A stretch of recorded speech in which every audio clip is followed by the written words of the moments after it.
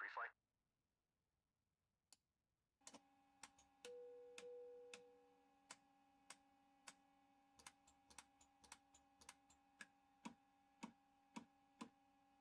Completed. Voice recorder. Tested. Oil coolers and cow flaps. Auto and position. Fuel and fluids. Checked. Pressurization. Set. Manifold and duct pressure. Checked. Radios.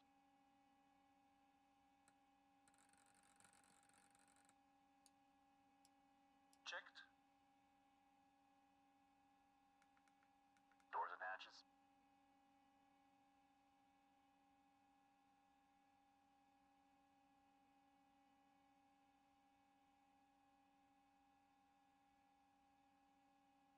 Closed. Door warning lights. Out. Gear pins. Removed. 3 on board. Seat belts and pedals. Adjusted. Throttles. Set to idle. Propellers.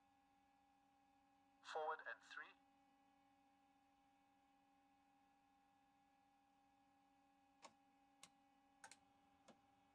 Before start checks complete.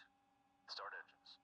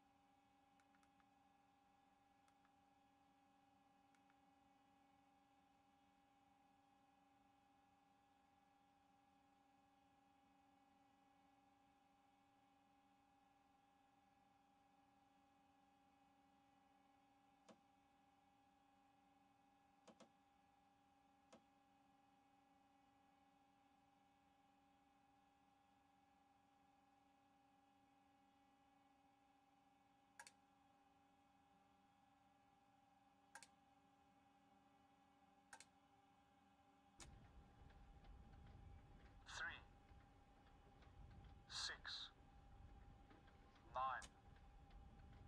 12.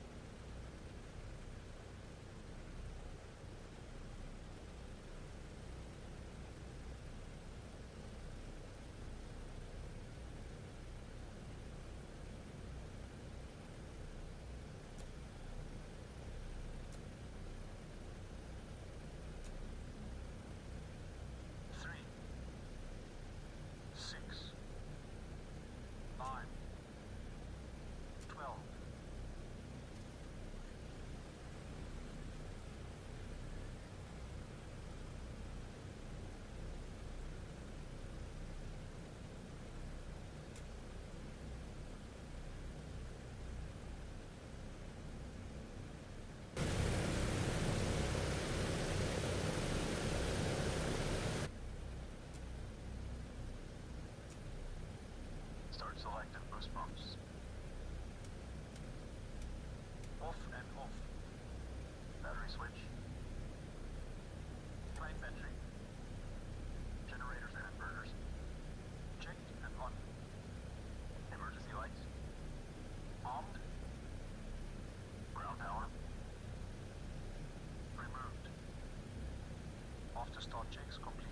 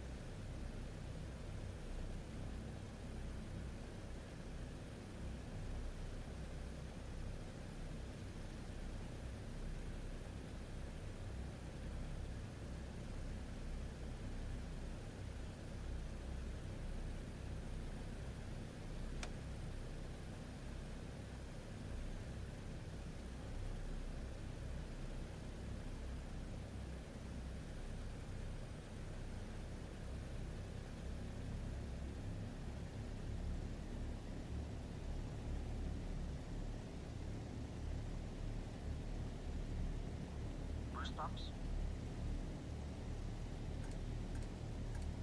Boost pumps on low. Fuel selector and crossfeed. Main tanks and crossfeed off. Autopilot and carb heat. Off and cold. Hydraulic system. Down, forward, pressure and quantity checked. Okay. Flaps 20.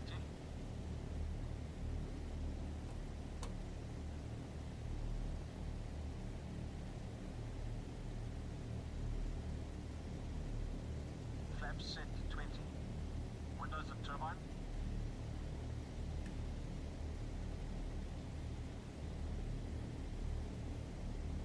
Closed and on. Controls. Dust lock released. Free. Potato. On. Mixture and cowl flaps. Breach unlocked. Set. Transponder. On. Landing lights.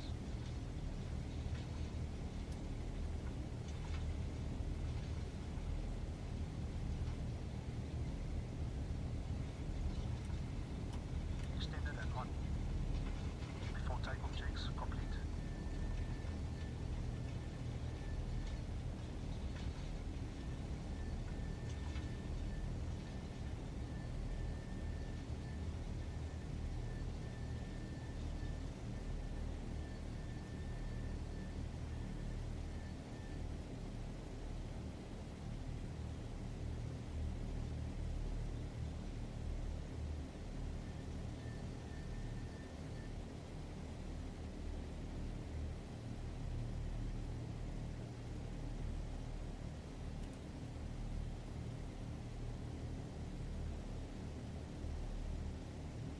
Water injection. On. 30 inches stabilize. 30 inches stabilize.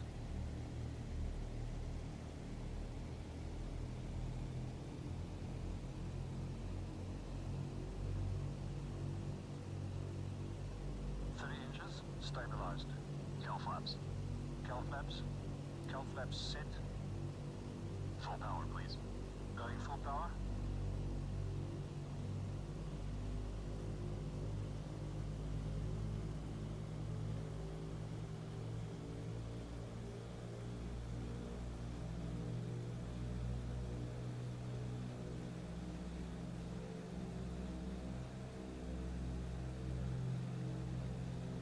Full power set.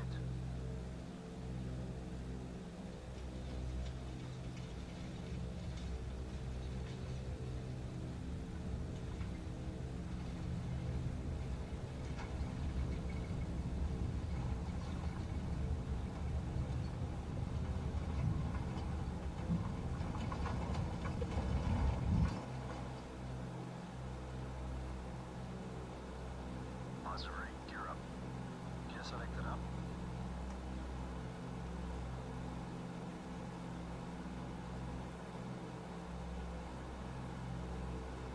Gear up, lights up, flaps up. Flaps going up.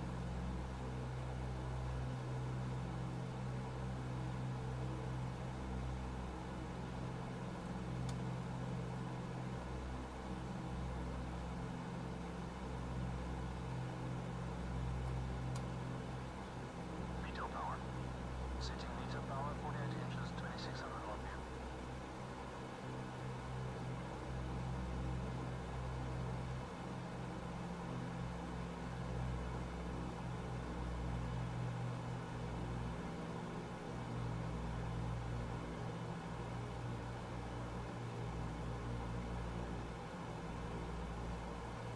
Meter power set.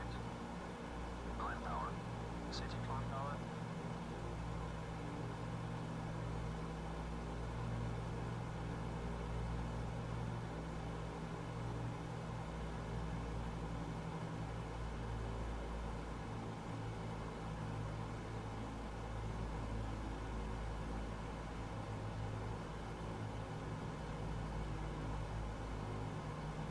Climb power set.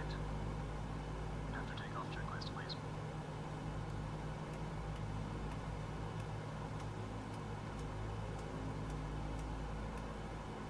After takeoff checks complete.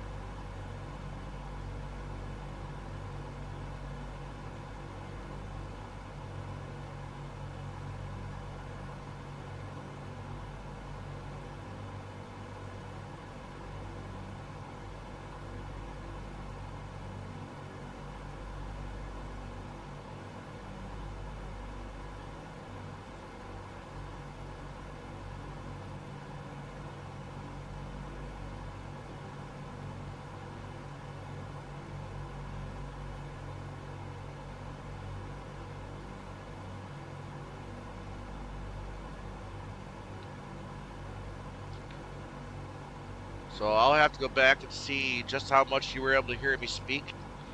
I did not notice my mic was muted. I'm gonna have to come up with another alternative to make sure y'all can hear me. But, you know, I'm still getting streams down. I'm learning as time goes, learning what works and what doesn't. But as you saw, we did take off out of Deline.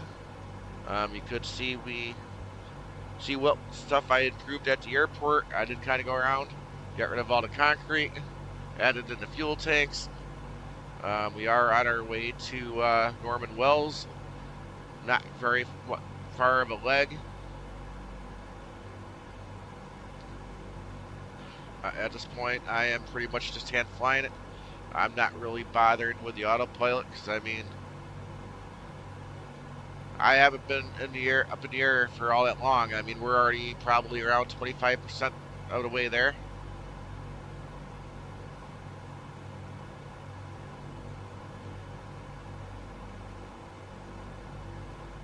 Next leg is going to be even shorter. So that next leg over to, I can't remember the names, CZFN.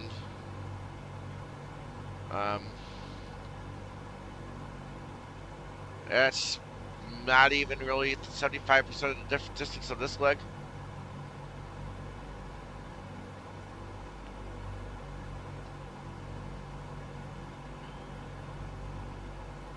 Now, one thing I will mention when we get there, I'm not going to kill the engine, guys. When I get there, you know, if there's enough of an airport to really take a look at, we'll do that.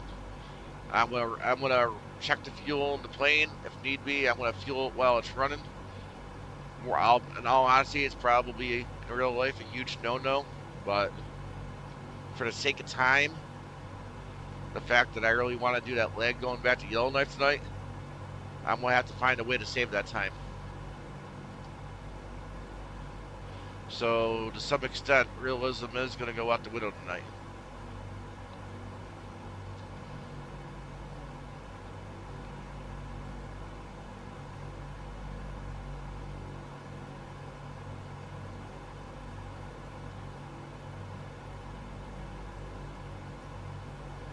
And it kind of seems like as of right now, I have this thing just about perfectly trimmed, because the only thing I'm having to do is, you know, manipulate the direction of the plane.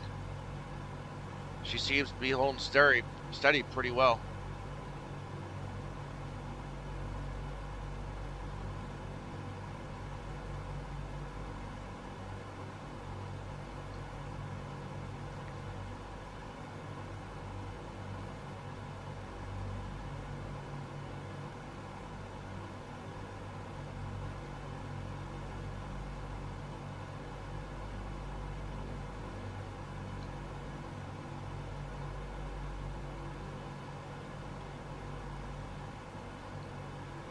Yeah, I was considering for time, maybe just doing touch and goes at these two airports, or at least at Norman Wells.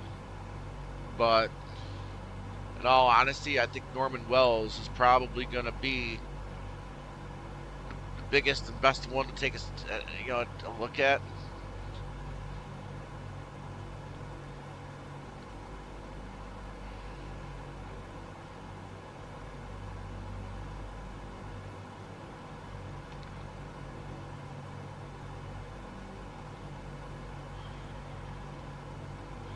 And quite frankly, I can't do a touch and go at the one after this one because I'm definitely going to have to put some fuel in the tank.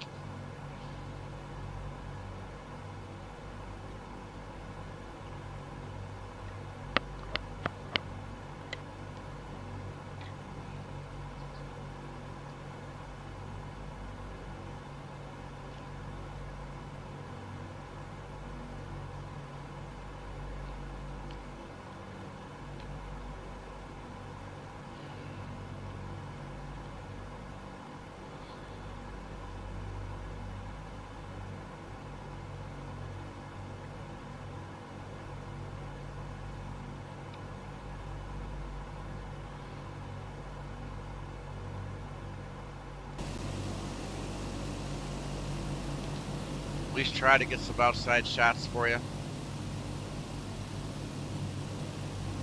But without the autopilot on, I really don't want to be outside of the cockpit too long.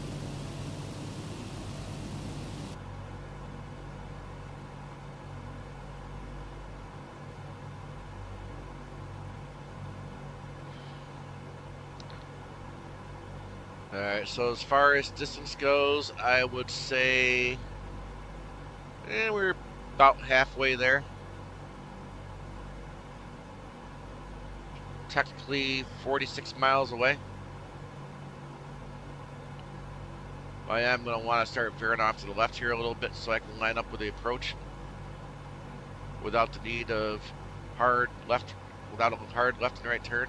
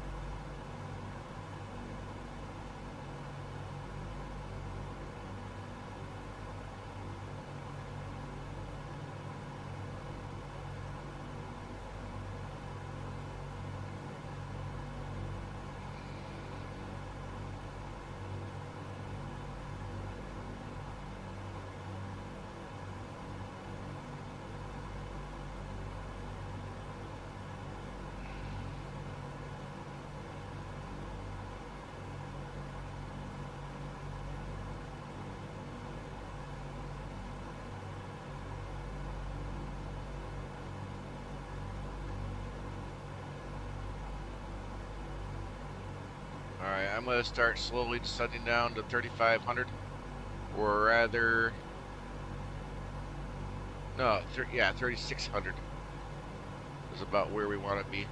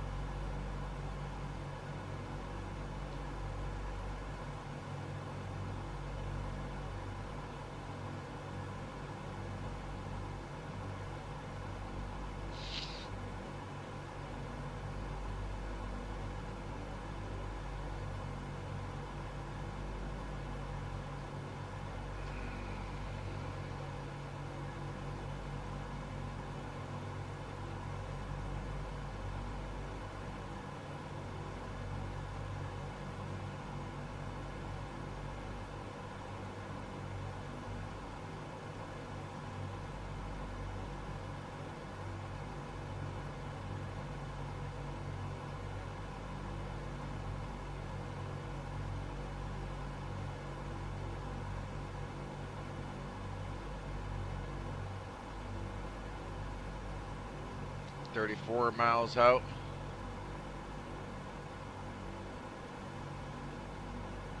I'm going to go ahead and tell it to 6 inches, please. Setting 26 inches. do that.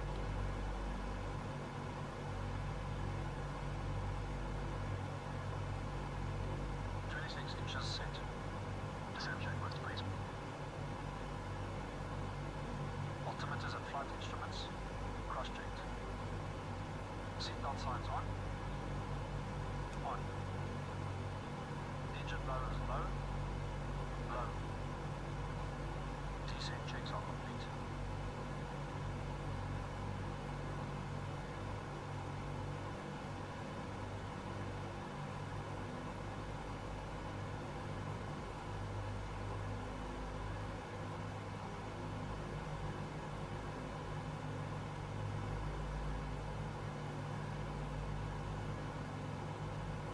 This is about where they want it.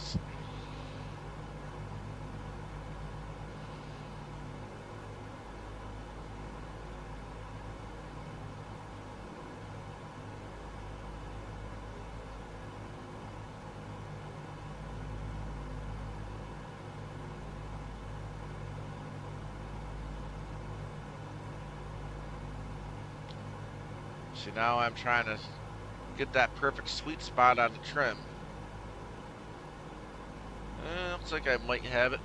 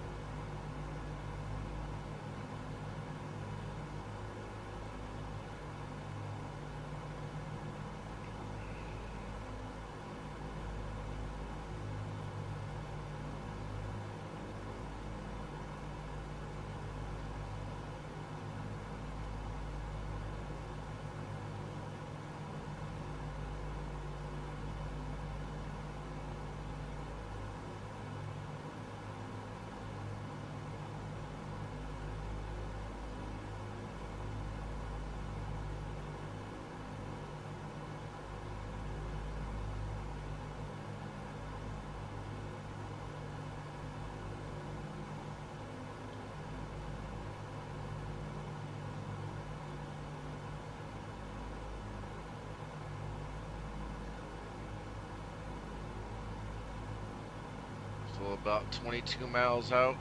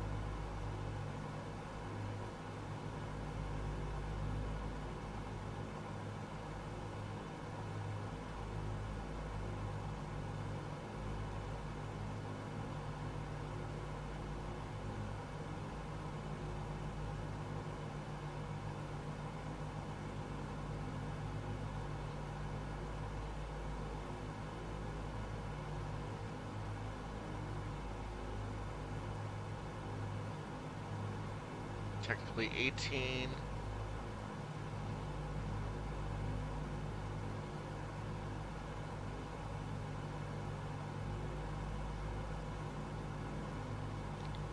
Gonna do the in range. Normal.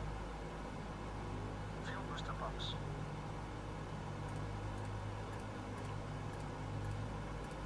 On low. Fuel tank selectors. Mains on, crossfeed off. Hydraulic bypass valve. Down. No smoking signs.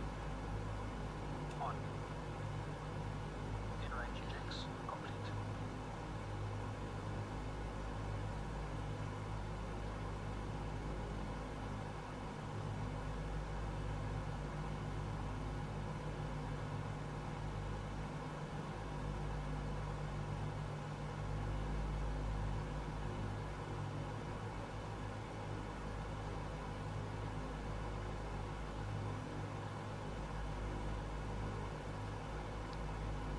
about 15 miles out.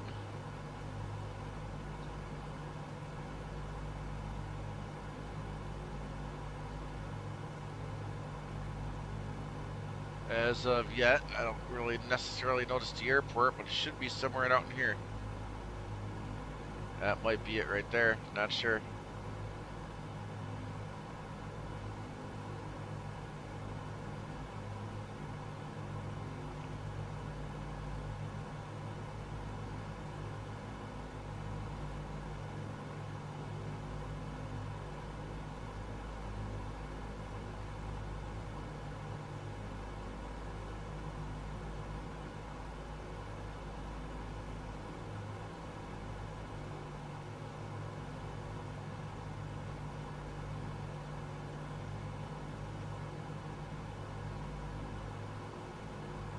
Flaps 20. Setting flaps 20.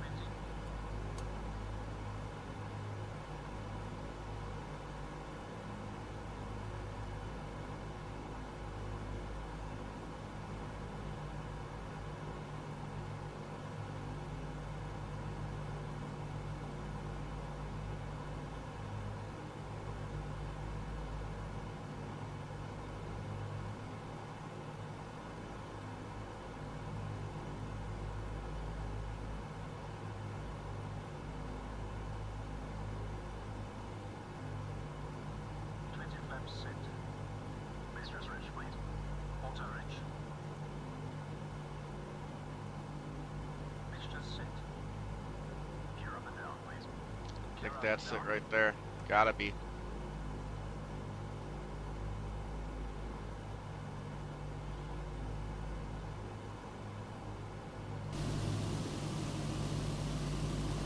Yep, landing gear down. Alright, so now I'm going to cancel those guys out.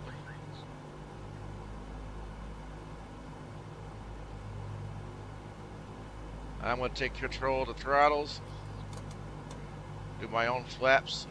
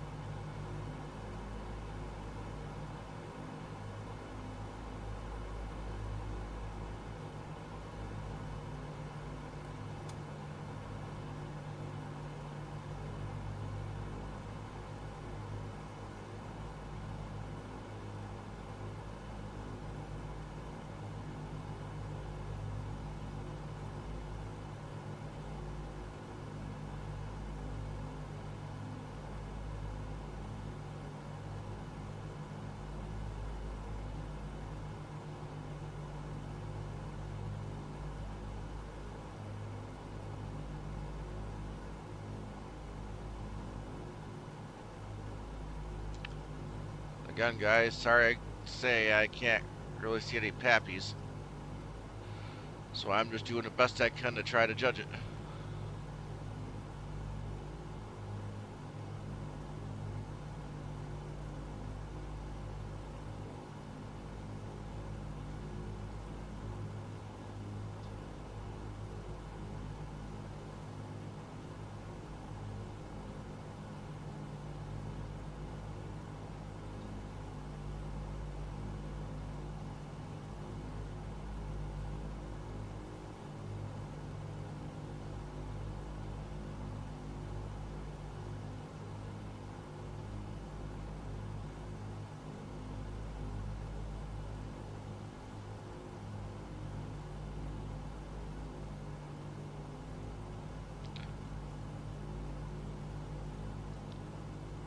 But God, I can already tell, man, to have the ability to see the full view, just quickly just turn your head over to the left and right. Man, I would love to be able to do that in real life. Heck, I'm going to do it anyway. There we go.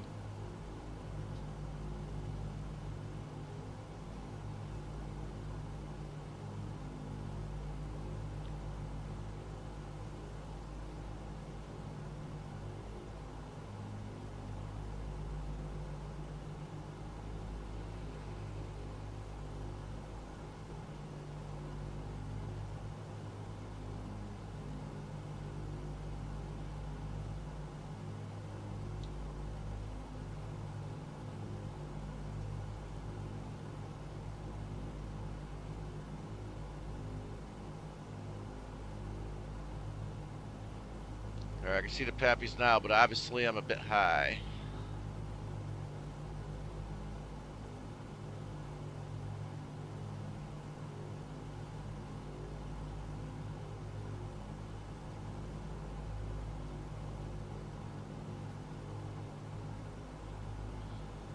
Get caught back up. There we go. 2 red, 2 white.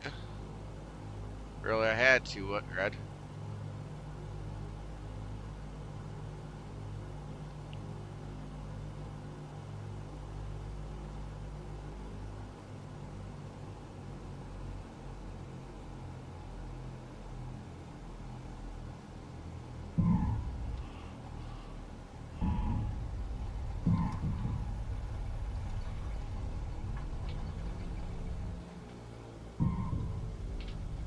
Yay, reversers worked this time.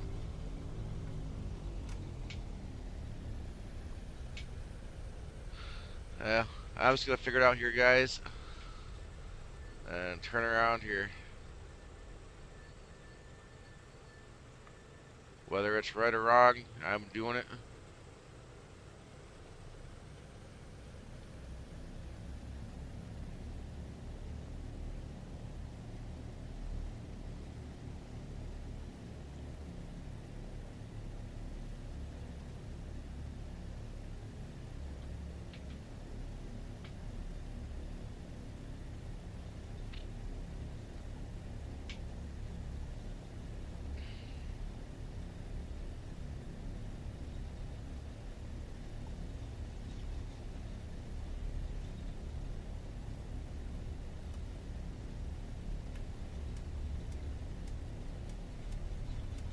But welcome to Norman Wells.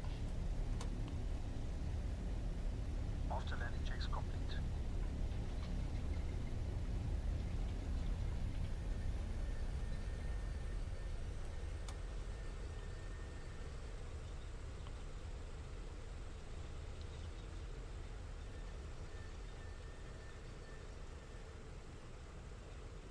Now I am just gonna kinda find a place to park here. We'll hop out, take a quick look around at Norman Wells in the sim. For those of you that remember the show and actually remember what this place is supposed to look like, or maybe actually live here in real life, maybe you'll have an actual idea of whether or not this is anything close. Alright, I'm just gonna let the engines idle, set the parking brake.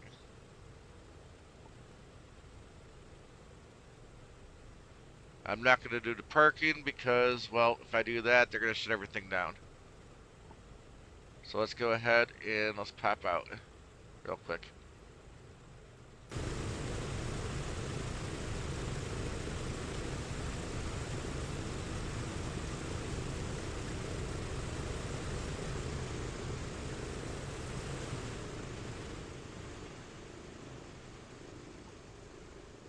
But in a nutshell, this is Norman Wells, guys. In the sim. You know, someday, you know, I'm really having fun out here, guys. I really am. You know, I really do think I'm gonna want to do these flights a lot more often. I might just come back in here, you know, all these airports, do it at the best I can for all of them, and just make them look as best as I can for what's supposed to actually be there. You can see by satellite imagery, there's supposed to be a building here. That's probably some type of hangar. Missing out of the sim. Now, we were supposed to have a Canada update for, you know, one of the world updates. Supposed to get better photographic scenery and stuff, but I'm kind of wondering if they kind of left out the Northwest Territories. According to Microsoft, this looks like it's a parking lot, but something tells me this ain't no parking lot in real life. But maybe it is.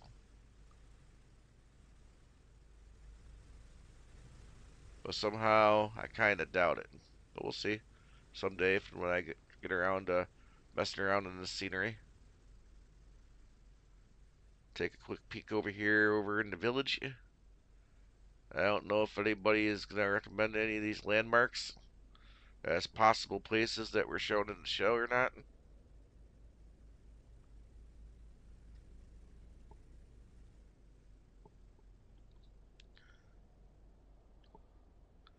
But man, I gotta wonder even myself, what would it actually be like just to, you know, pack up everything you feel you need, which would, probably be mostly necessities and then a few small nostalgia pieces, and just move out here and live out here.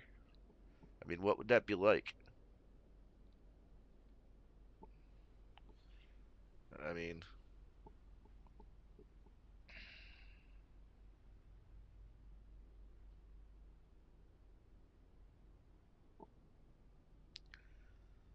but that's probably most of it. I mean, at the end of the day, the majority of all this is all just default scenery, and they're not even the actual buildings that are actually there, just lookalikes. So it kind of looks right from the sky. So let's go ahead. Let's get back to the plane. We'll go ahead and get back into the cockpit. And I'm going to get reset up for the next flight.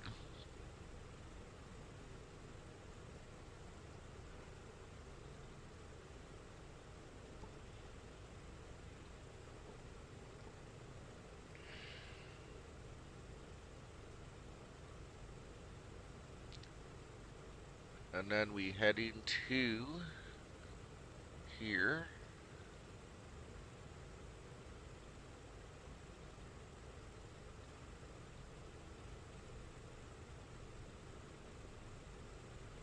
So we need to load up some fuel. I'm going to generate that.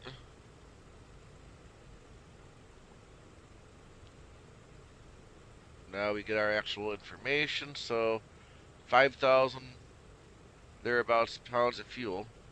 We still got 5,900 in tanks, so I'm not even going to refuel.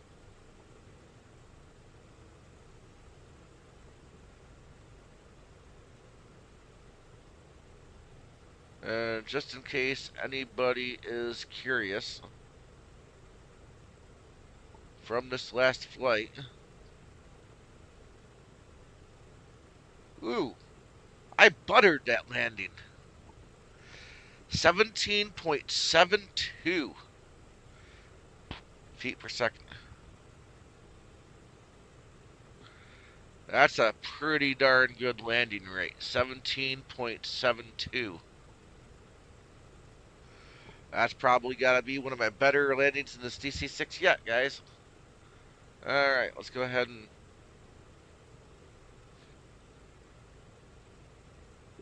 Alright, the board should be updating.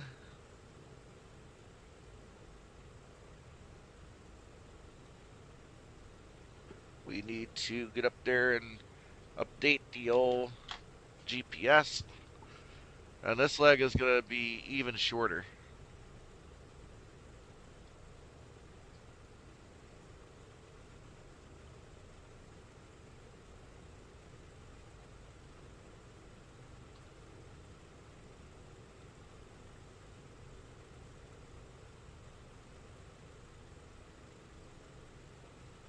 There we go.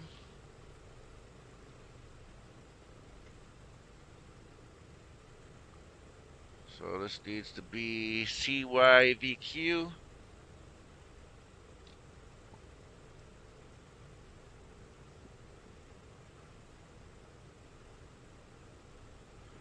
Now, they did give me a middle point here, guys, but I'm not going to put it in because at this point I'm not really using the GPS, so I mean, it doesn't really make sense to put it in. I just need to know, this thing to know that, hey, I'm going here.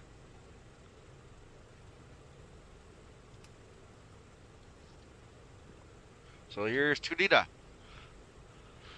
the last waypoint of the small airports that they flew to out in the territories. There's some others, but most of the others, well, unless I missed something or I didn't do enough research, I want to say the other places, which I also do want to go someday in the future. We're flown with the passenger variant.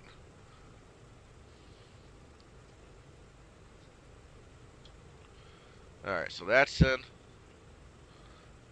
Let me fix my flaps all the way up. Make sure at least that's where it's supposed to be. I'm going to have this thing run through the after start. Start selected boost pumps. Off and off. Battery switch. And hopefully it's doing what I'm hoping and anticipating it's going to do. Generators and inverters. Checked and on. Emergency lights. Armed. Ground power. Removed. After start checks complete.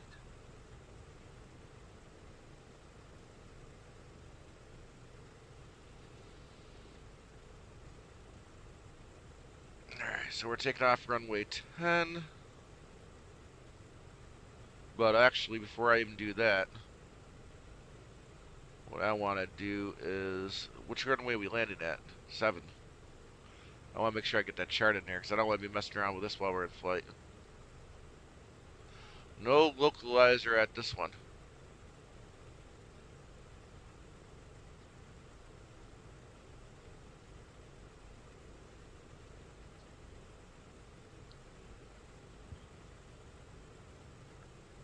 Alright, so 10 is pretty much the opposite way we landed. Alright. Boost pumps. Boost pumps on low. Fuel selector and crossfeed. Main tanks and crossfeed off. Autopilot and carb heat. Off and cold. Hydraulic system. I wonder if Pmdg knows that when the flight directors are going doing their things, that they're messing with the autopilot, making it go off due to a wrong procedure. That never used to happen before. Flaps set 20. Windows and turbine.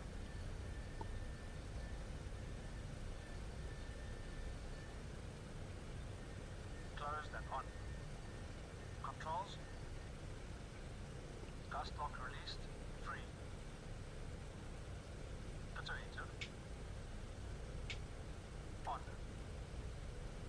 Mixture and cold flaps. Region locked. Set.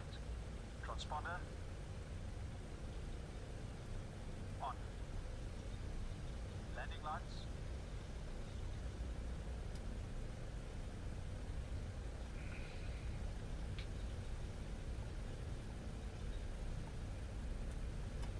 Extended and on. Before takeoff checks complete.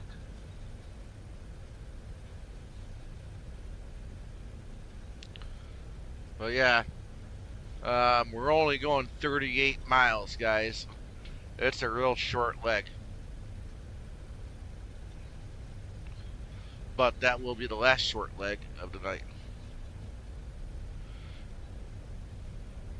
Once we land at our next airport and take off, we'll be able to, get up there at altitude a bit, and we'll be able to listen to some tunes, and I'll finally be able to go get some dinner.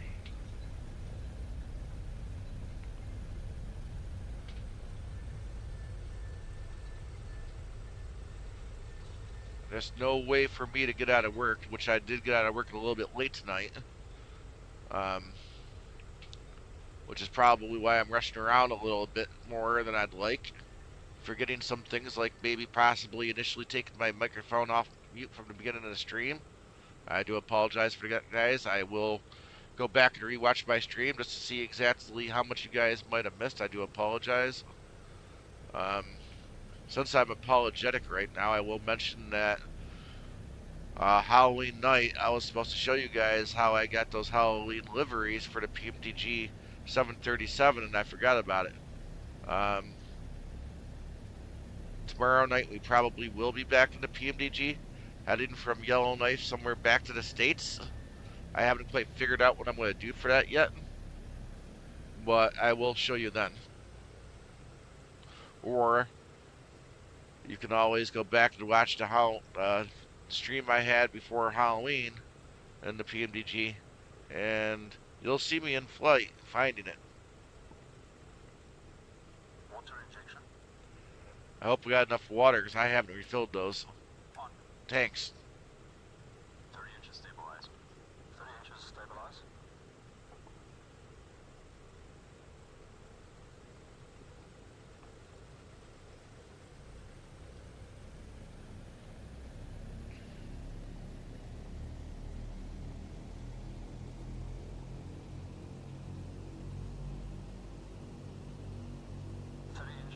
stabilized. Kill flaps. Kill flaps. Kill flaps set. Full power, please. Going full power.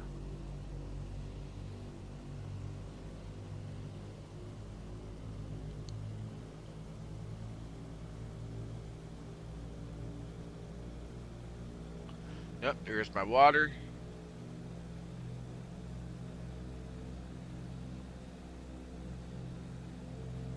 Full power set.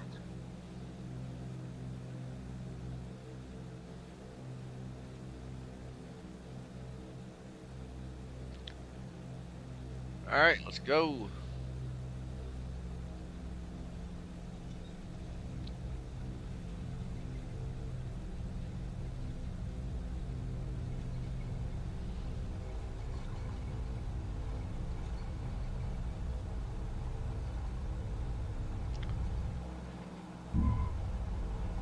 I should have already had a nose down and I didn't do that, but let's go. We're fast enough now. I forgot to put the nose down. I usually like to get it going a little faster before I let it take off on the ground, so we get that momentum.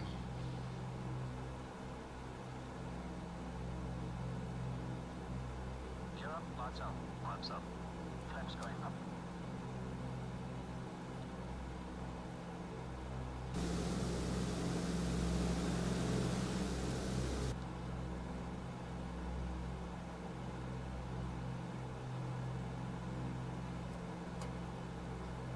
Meter power. Setting meter power, 48 inches, 2600 RPM.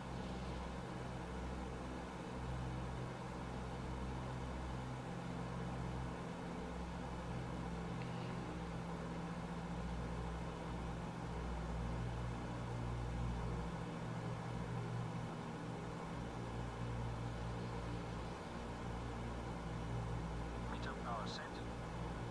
Climb power. Setting climb power.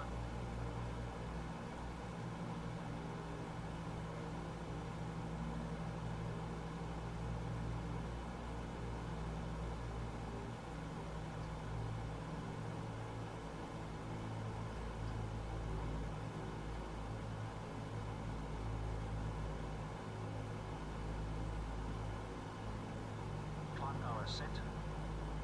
Have to take off checklist, please.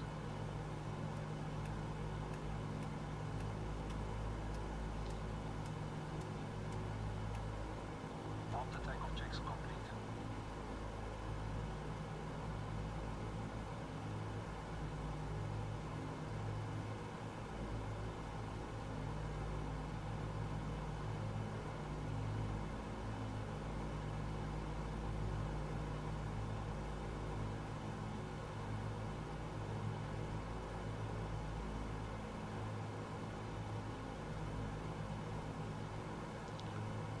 Alright, I'm just going to level off here at 6. Like I said, we're not going very far, guys. There's really no need to try to be a hero and go up to like 10,000 feet or more on a very short flight.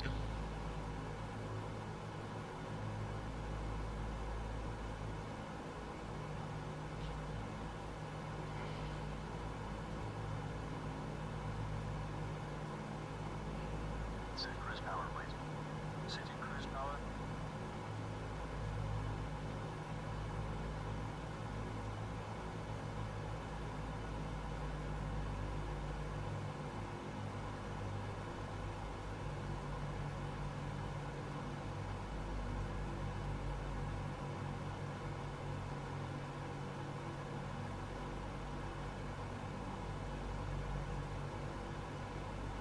Cruise power is set.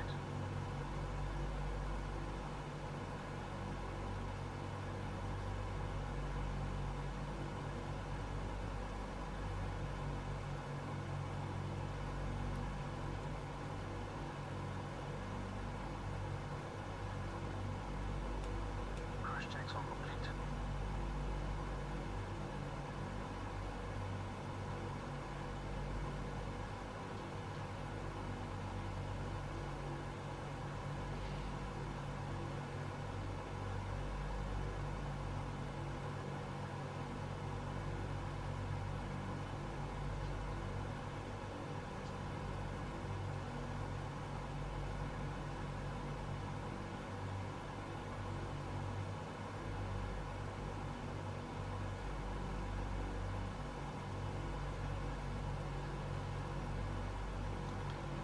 So we're about 26 miles away.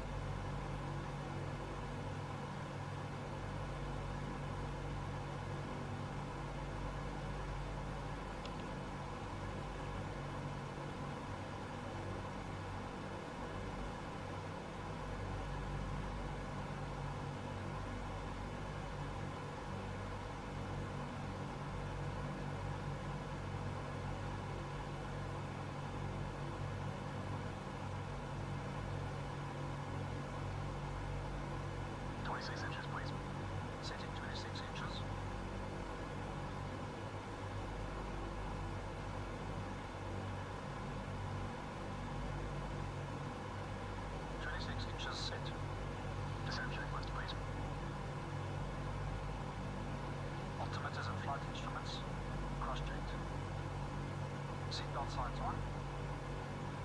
On. Engine low is low. Low. Descent checks are complete.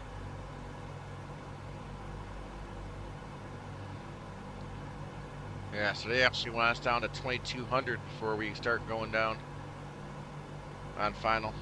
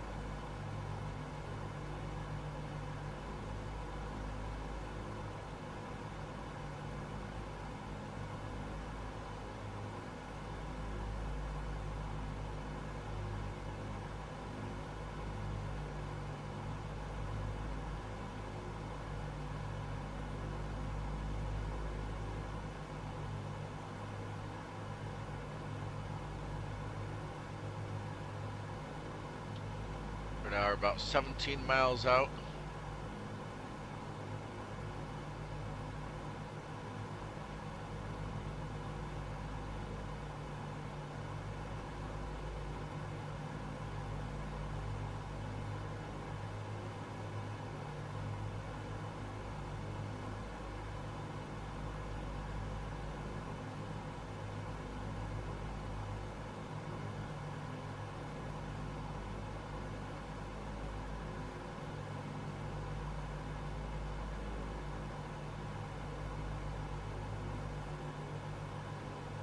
I'm going to tell it to do the in range. Cooling turbine. Normal. Fuel booster pumps.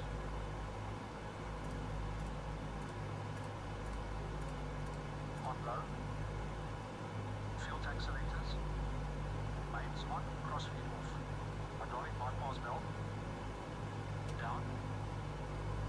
No smoking signs. On. In-range checks complete. 14 miles out.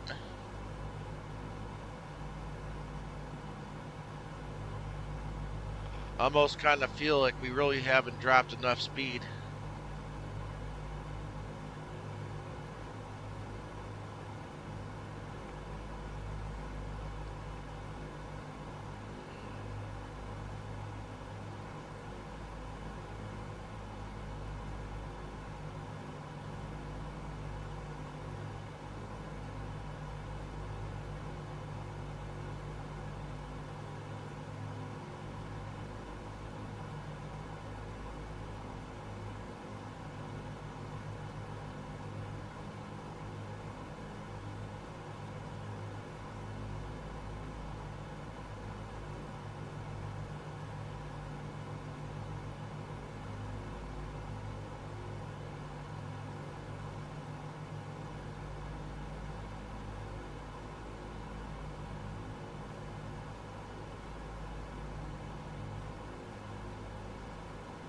About 10 miles out. Let's go ahead and do the before landing.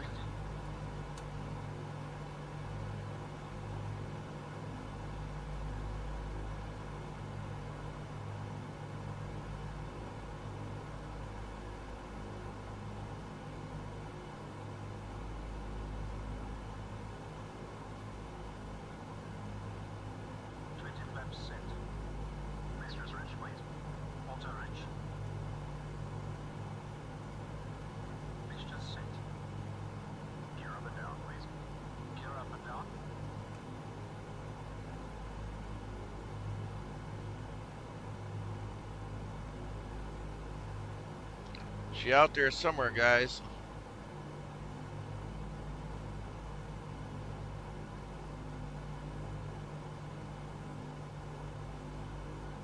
Gear down and locked. 3 lanes. Ramps. 2400 RPM. 2400 RPM set. Cow flaps. +3 degrees. Cow flaps set. ADI. ADI off. ADI is on. Barely lights. Speed good. Extending lights.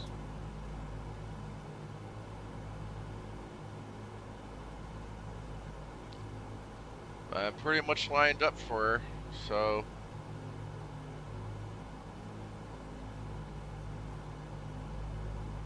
Lights extended and on. Norby. wait a second. Call means call. Set call. She's gotta be over here. Before landing checks complete. If I'm at all reading my map correctly. She ought to be right over in here. But why can't I see it, y'all?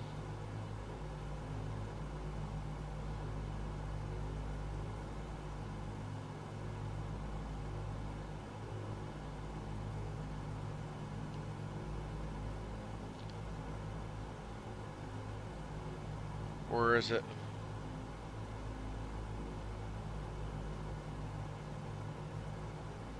No, it's gotta be over here.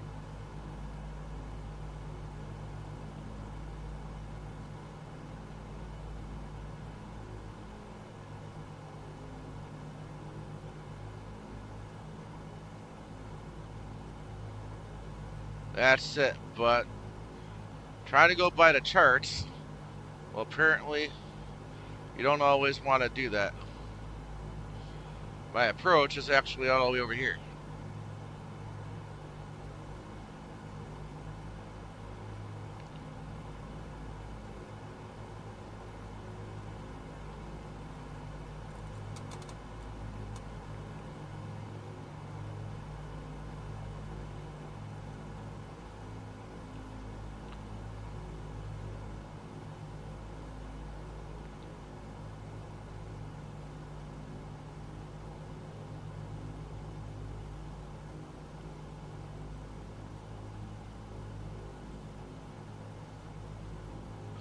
So definitely an interesting approach.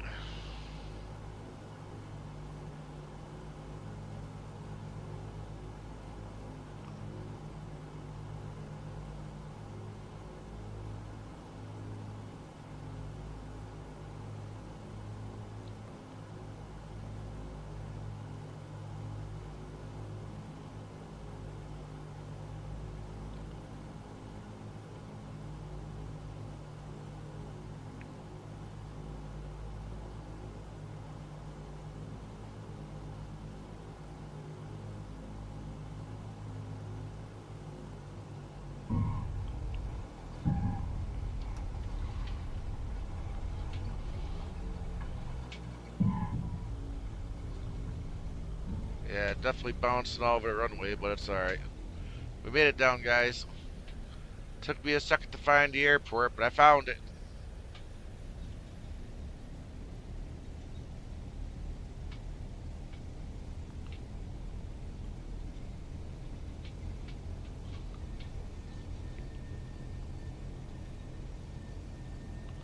Do believe that was supposed to be my right.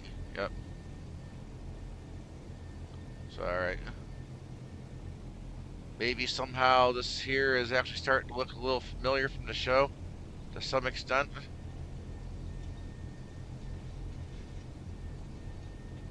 Although it's not real easy to actually make out where I'm at here. I'm just going to stop here, guys.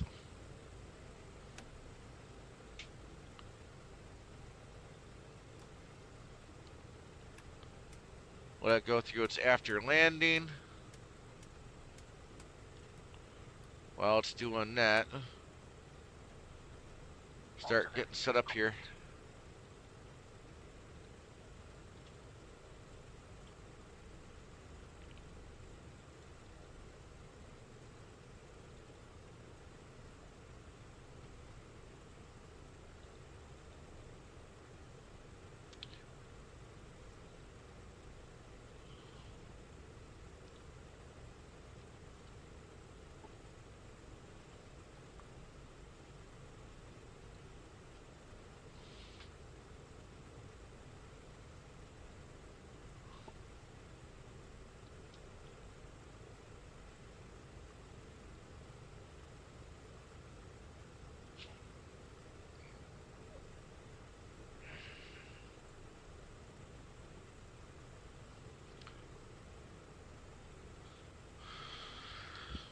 I'll be right back, guys.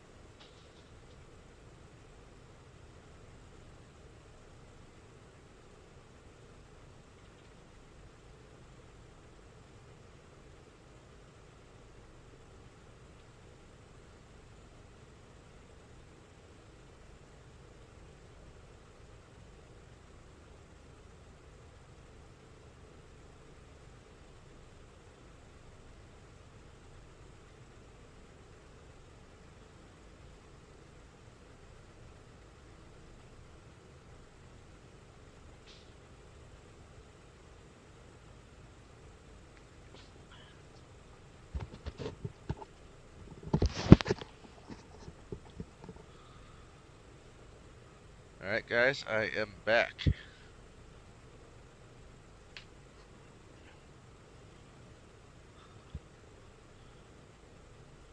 Alright. So again, I'm not shutting down the engine, guys. But it does want me to have about 9,000 pounds of fuel. 9054. That's good enough there. Cockpit briefing.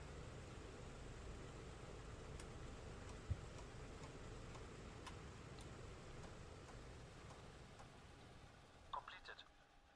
Oh no, I screwed up, guys. Tasted. Oil coolers and cow We're flaps. gonna have to Water and position. start the engines now, darn it. Checked. Pressurization. I was only supposed to do the after start. Oops. Manifold and duct pressure. Well, I guess I'll be the one really paying that price. Radio. Just take us that much longer to get in the Yellowknife. Checked. Doors and hatches.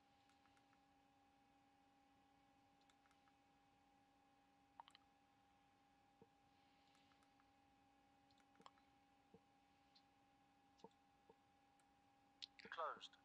So we are Door warning lights. Out. CZFN. Hairpins. Removed. 3 on board. Seat belts and pedals. Adjusted. Throttles. Set to idle. What the heck? Propellers. Forward and 3. I hit the blue thing. I know I did. Before start checks complete.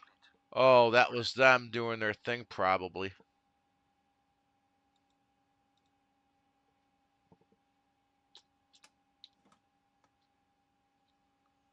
Yep, there we go. Tulita.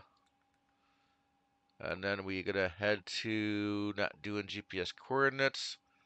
So we're gonna go to. I'm gonna. You know what, guys? Let's do the same thing it did before, and I didn't pay attention to when I flew to PMDG. I think it was. I'm not putting YZF in because that puts you right there in the center of the airport, and that just doesn't make sense. So I'm just gonna put it straight for Yellowknife.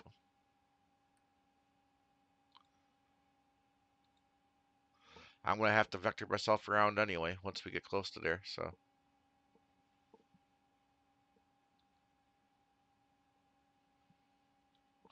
And essentially, that's all it's really doing anyway.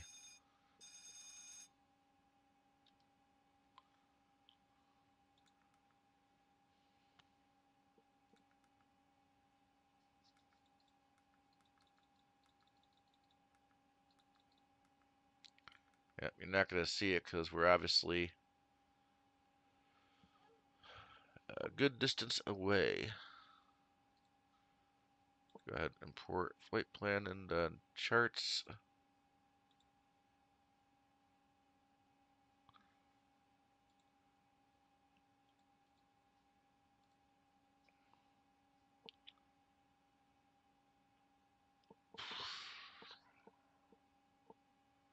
Taking off runway 7, so when I leave out of the taxiway.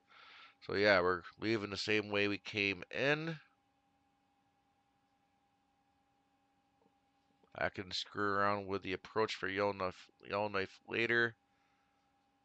Since I'm back over here, last flight says 20.78 on the landing rate.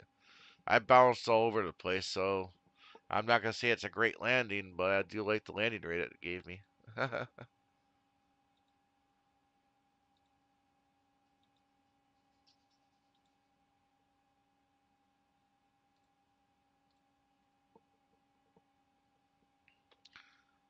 Alright, leaderboard should be uploading. Not the leaderboard, but the Valenta board. You guys should see that in just a second.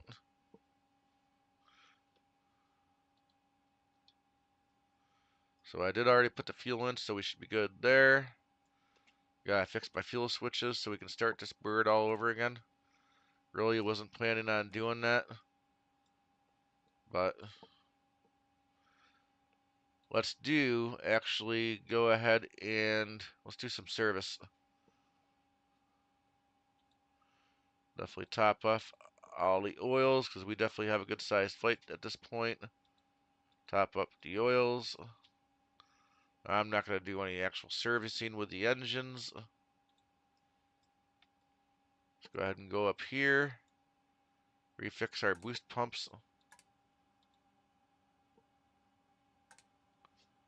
They actually obviously got messed with. So I did the wrong thing. There's nose number 3. Let's see if she starts up now. 6. 9.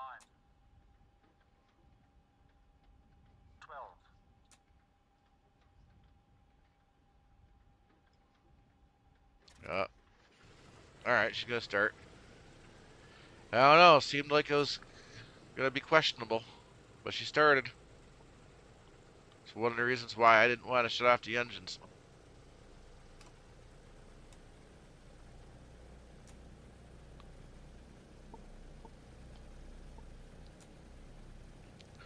All right, let's get number 4 going.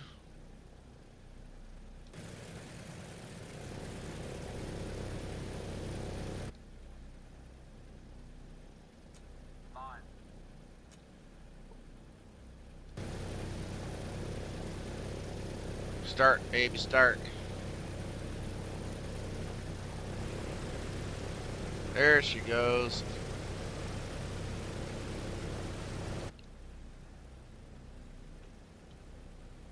All right, let's go after number 2.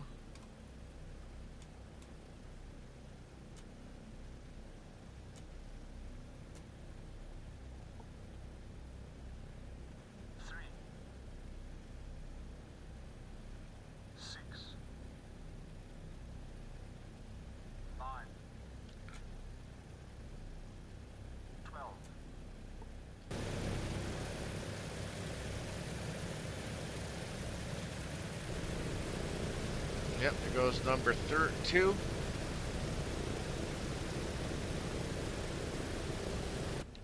One more engine. All we need is one more. Come on, baby. Start that engine. Fire that sucker up.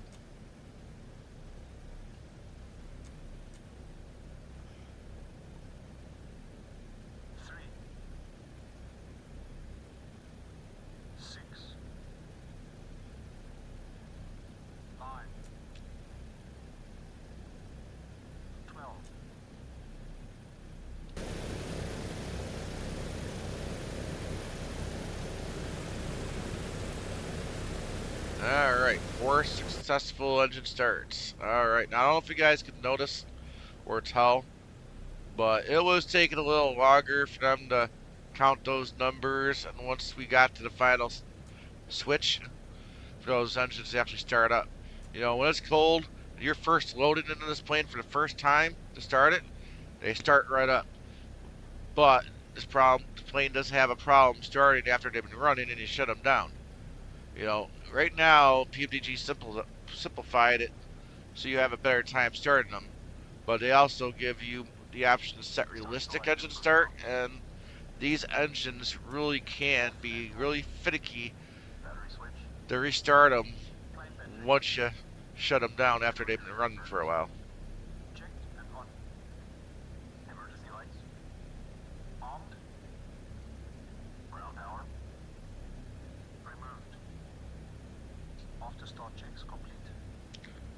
Alright. Recheck my switches. Yep. Everything looks fine to me. Let's go ahead and hit the parking brakes. And we'll loop right around.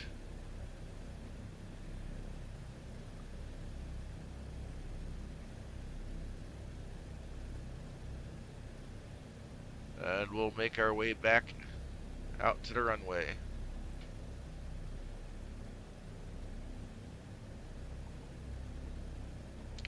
And pray we've got enough runway to actually take off. Because I don't think this runway looked as long as a couple of the last ones.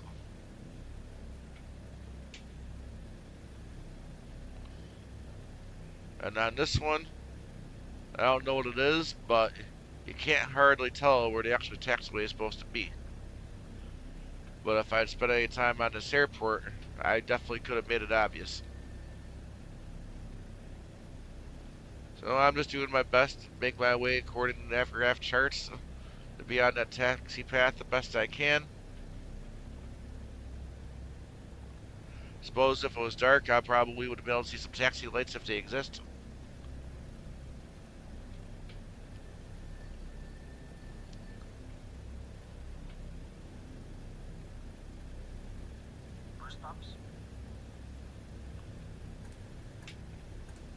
Boost pumps on low. Fuel selector and crossfeed. Main tanks and crossfeed off. Autopilot and carb heat. Off and cold. Hydraulic system.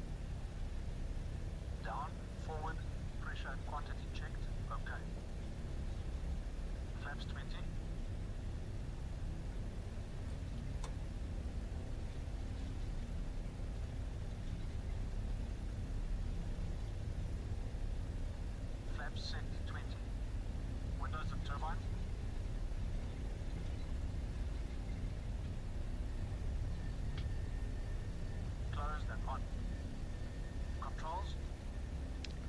Well, it's grass. I don't think the airport's gonna mind too much. Detonator. On. Mixture and cowl flaps. Region locked. Set. Transponder. On. Landing lights.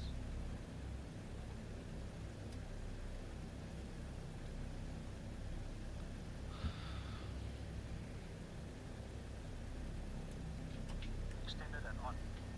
Alright. Before takeoff checks complete. Alright, we're definitely going a wet landing. Have all the torque and thrust we can possibly get to make sure we are able to take off this runway. 30 inches stabilize. 30 inches stabilize.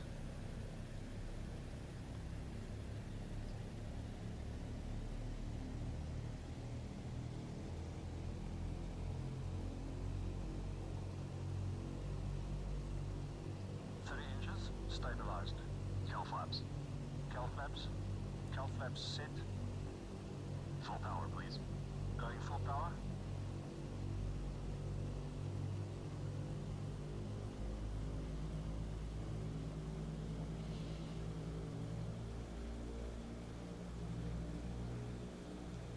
Alright. For a green. So we got our water injection. Full power set. Alright, let's see if we can say goodbye to Tulita. Or Tulita.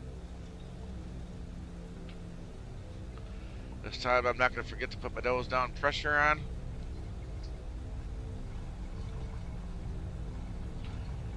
Stop this thing, we're bouncing around a little bit. Definitely got enough runway. Alright, let's go. Buzzer ring, gear up. Gear selected up.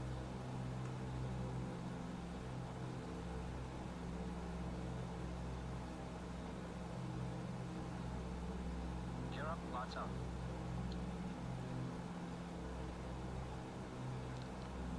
Man, that trim was way off.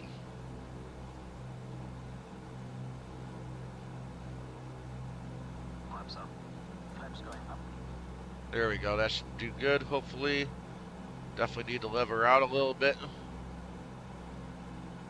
So she can gain some speed.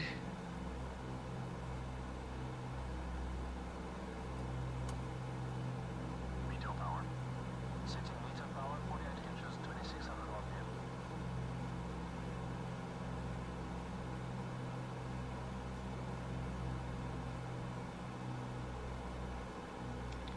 Get a little bit better lined up with the nav path.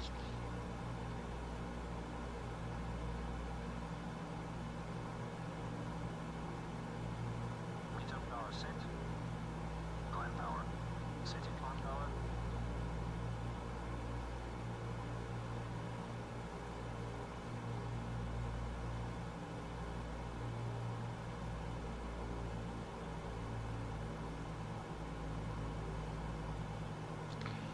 For this flight, guys, I'm not hand flying the whole flight back to Yellowknife.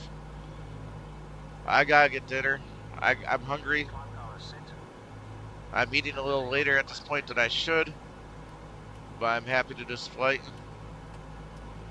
But I am going to start putting the autopilot in. After takeoff checks complete.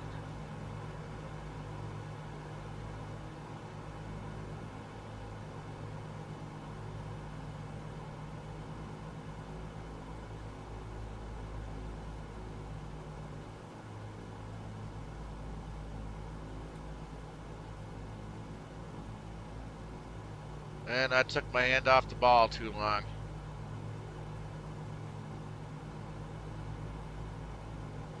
But it's alright, the autopilot's got it. Give it a second to get ourselves straightened back out.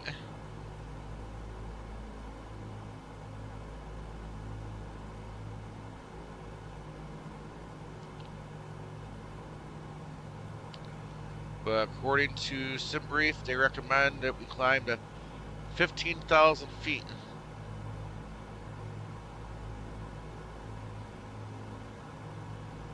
I don't know if I want to climb that high.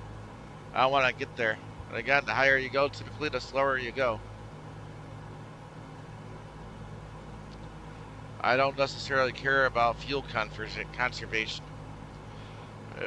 We're in a sim. It's free.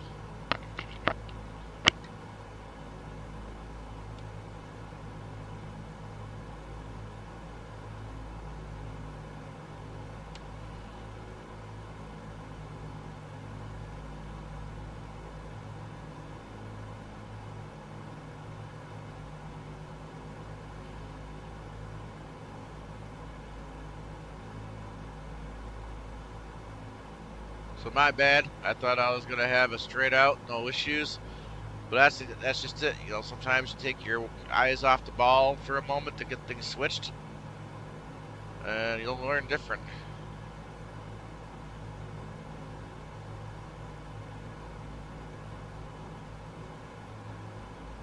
There we go. She straightened herself back out.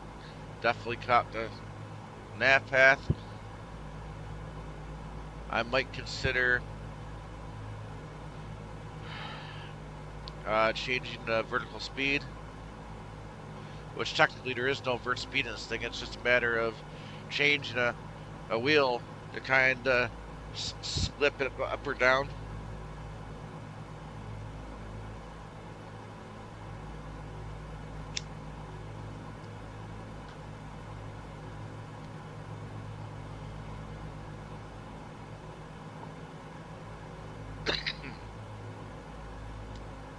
$7,000.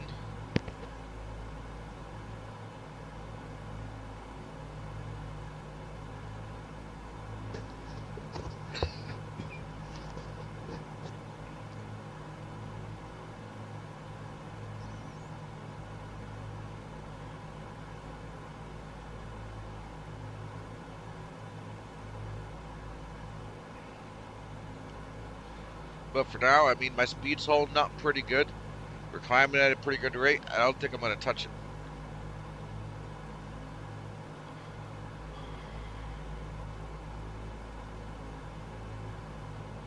I'm just going to let her keep on climbing the way she is, but I am still debating whether or not I want to actually go as high as 15,000.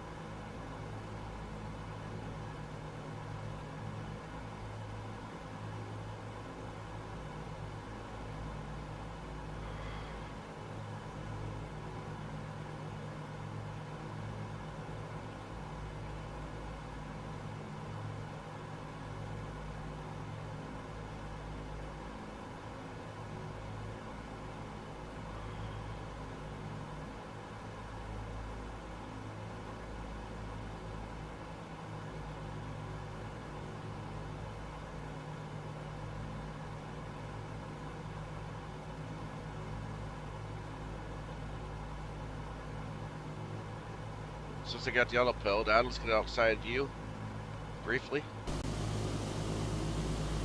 Listen to those props.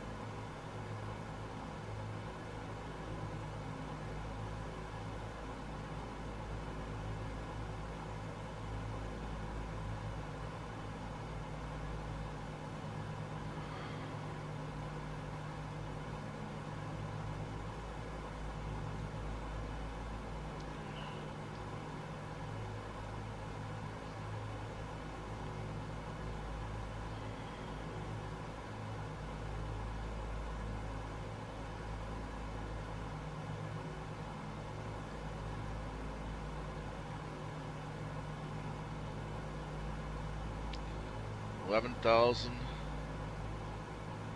Tempted to stop there, guys, but I do kind of want to have some realism and try to follow a flight plan best I can, right? Well, I also got to be concerned about the amount of time it's going to take us to get there, too.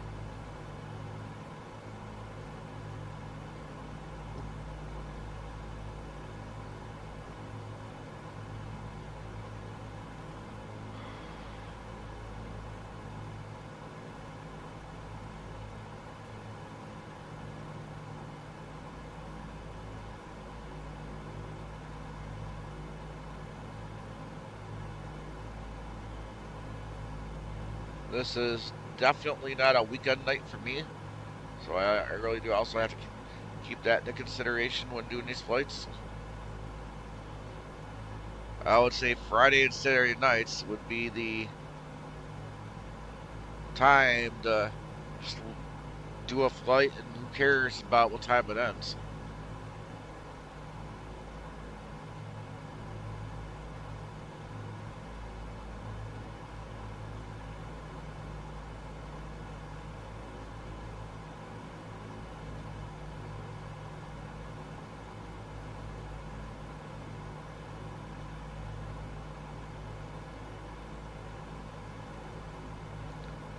But yeah, guys, I saw some more videos today on the UFT on the 737.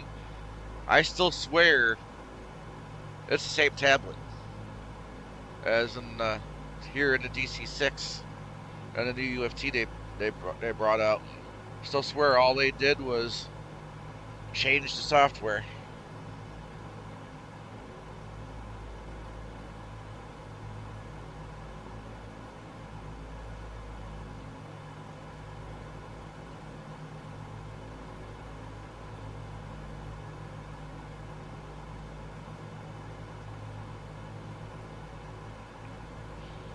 However, I'm assuming a lot probably didn't catch on to that, because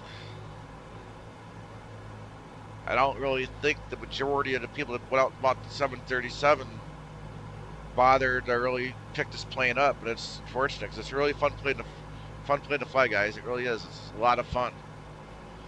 I mean, you don't have to take the time to learn all the different switches and stuff. You can if you want. You know, it's kind of got, you know, something for everybody. You got somebody that just kind of wants to casually get in here and fly it and not have to learn all that study level about this plane. And then for those that really, really, truly love the study level, want to take the time to learn the procedures and the switches, you know, there's that too. I mean, this thing also has working circuit breakers. I haven't shown it to you at all, but they're there.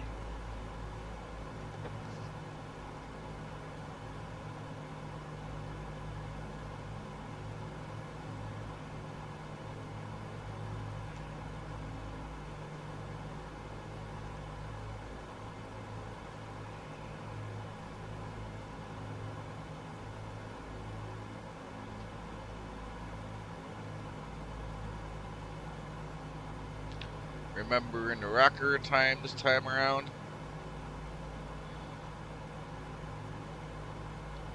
Except I went too far. Change it back up a little bit so I could lock her in at 15,000.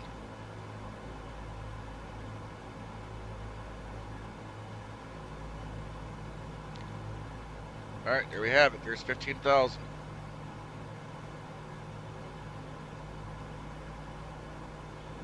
I'll have to say so far, perhaps we haven't really dropped that much speed. But my fear is once I set this to cruise power, she may drop a little bit.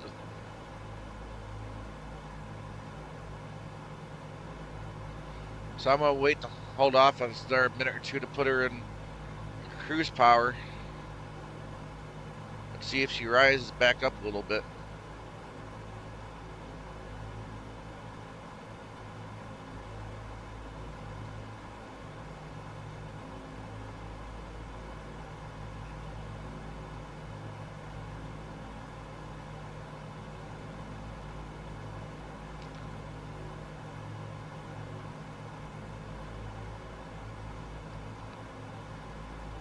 Yeah, I don't like those yellows.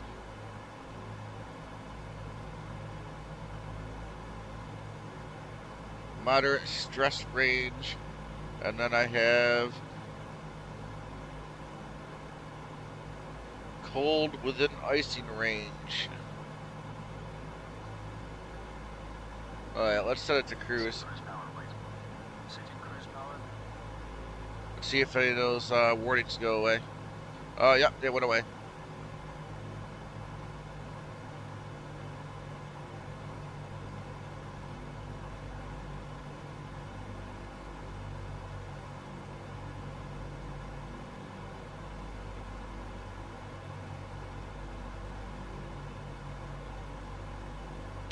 But yeah, guys, Cruise power is set. they put this page here for a reason. You know, to kind of help us out, you know, how well we're treating our plane. But, you know, they also did it because the reality is, you know, they did design this plane to keep track of how you're treating it. Over time, you know how you treat the plane, you'll start to see it. You'll start to feel it. You know, eventually you may start dropping engines because this plane wore them out.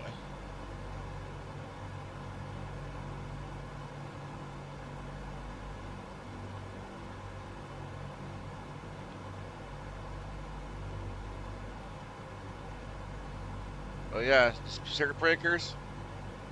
All right up here, and you see how you can click on them? That's how deep they modeled this plane. I mean, you may not have all the modern day screens and the FMS and stuff, but they did take time to go in and model all that other stuff.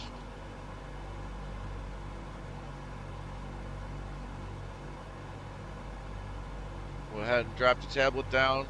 Don't need to have it in my way for the views, which is kind of something I kind of wish we were able to do in the PMDG.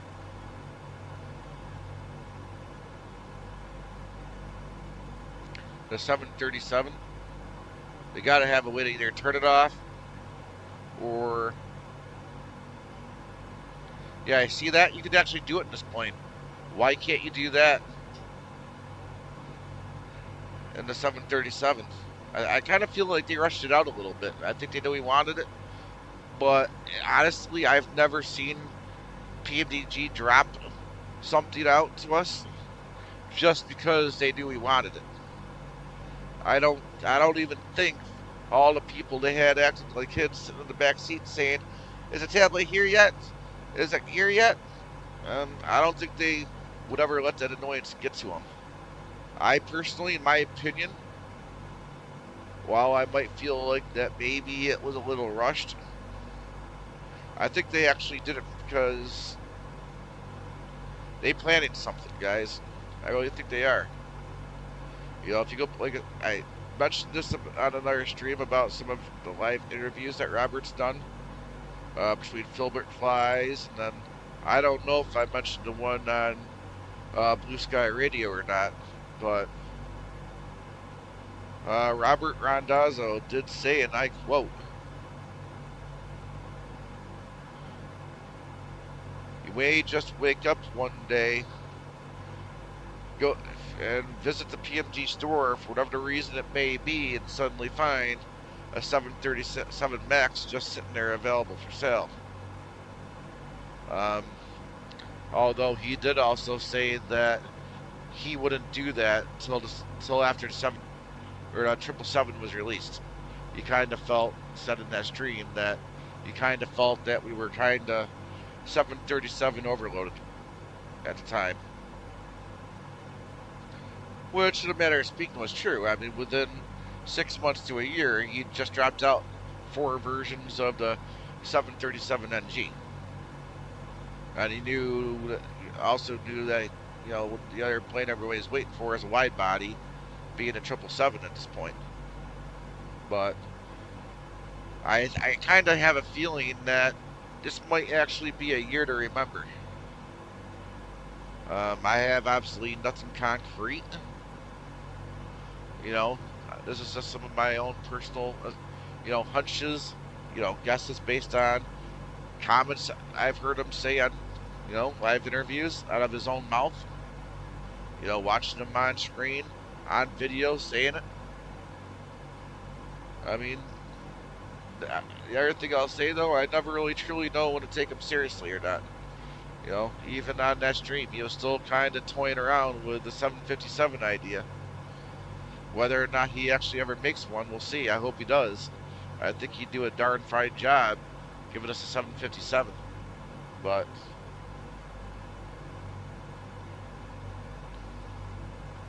of course, I do realize that Bluebird shortly is coming out with a 757, but I don't think any of us truly know just what kind of a 757 we're really going to get. I mean, I hope it's good, but regardless, even if it is good, I still have an opinion. In my opinion, I love Pmdg. I think at the end of the day, Pmdg would do a better job.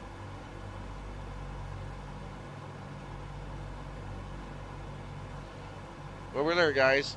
Looks like we didn't really drop speed this time around. Maybe the wind is working with us tonight.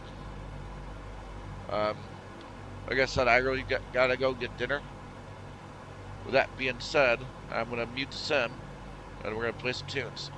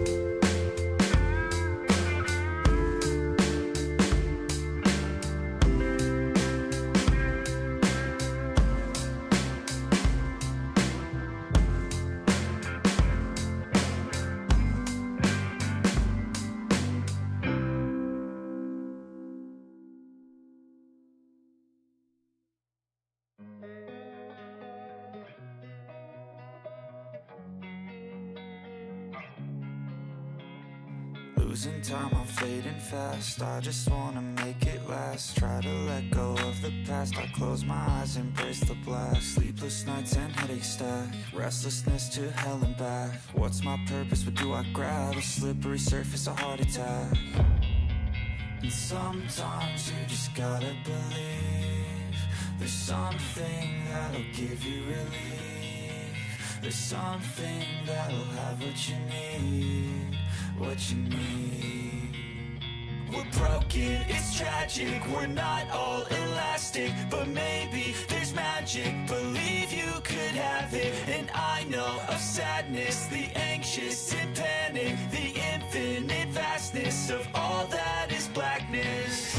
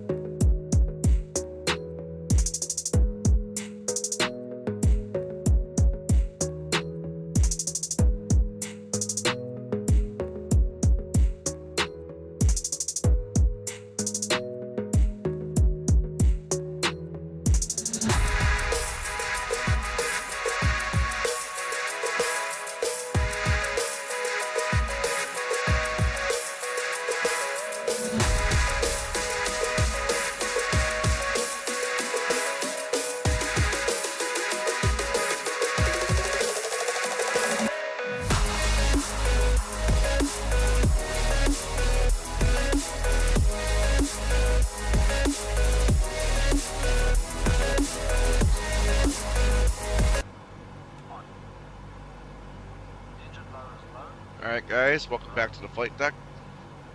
Descent checks are complete. So, as we are definitely higher up this time, I do need to start the descent a little bit sooner than the last couple of flights. We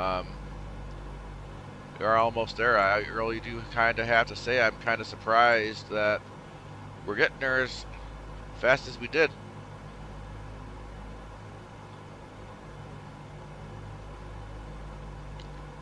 Oh, that's right. Before I can do that, I need to release the switch.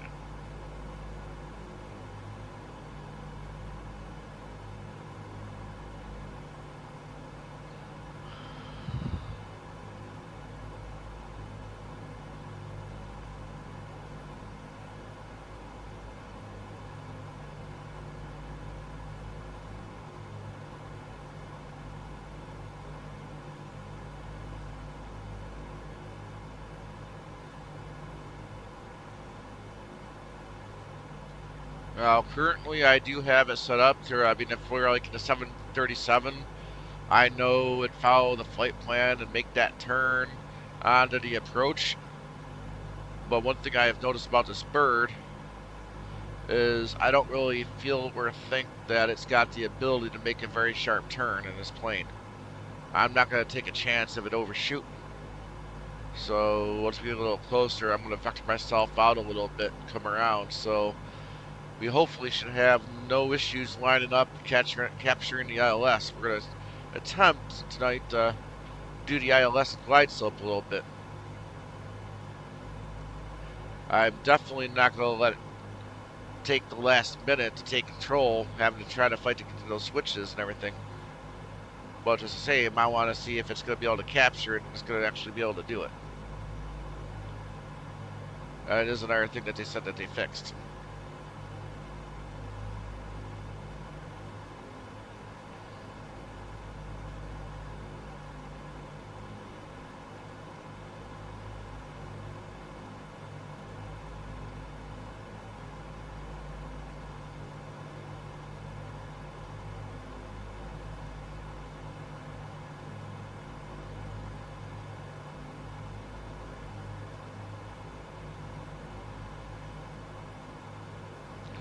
Man, I really think this is a kind of cool area to fly around in. I can only imagine what it's like to live out here. I know if you're not used to the cold in winter, this probably is definitely not the place for you. But if you're already kind of living up north and in the cold wintry climates, I gotta admit, this could possibly be a pretty cool place to live.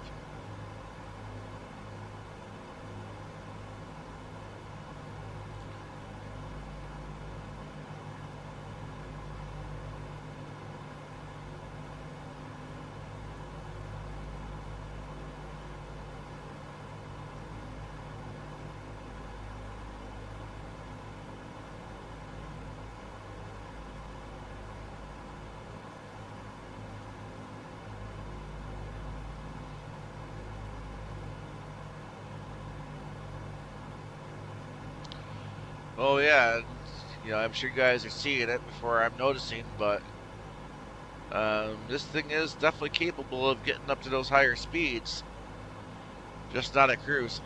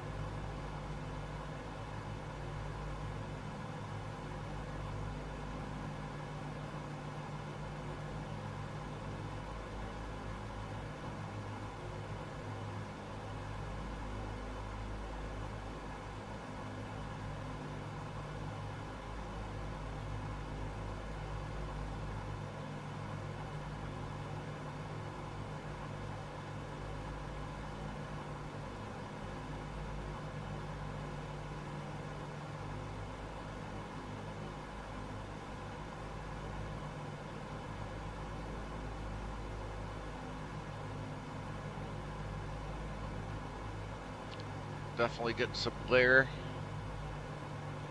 off the tablet.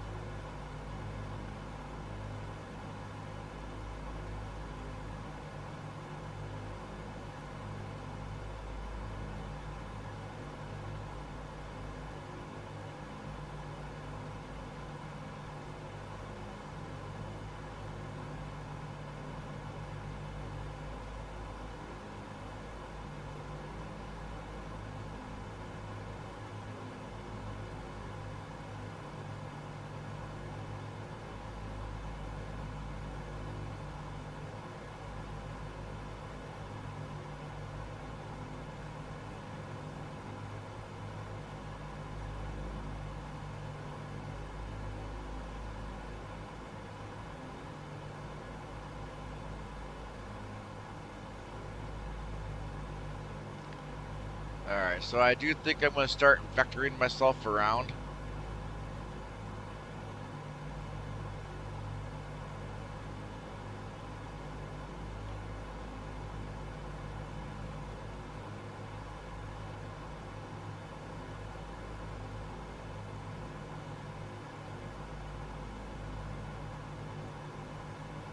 Now that I got the nav off, make sure I come up here.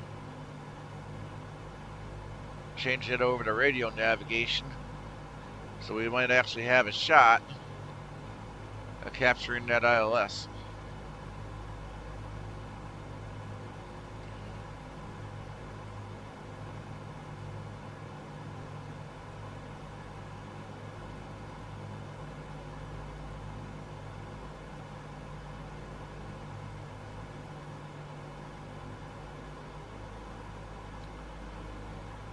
And we do need to get down to 2,800 feet.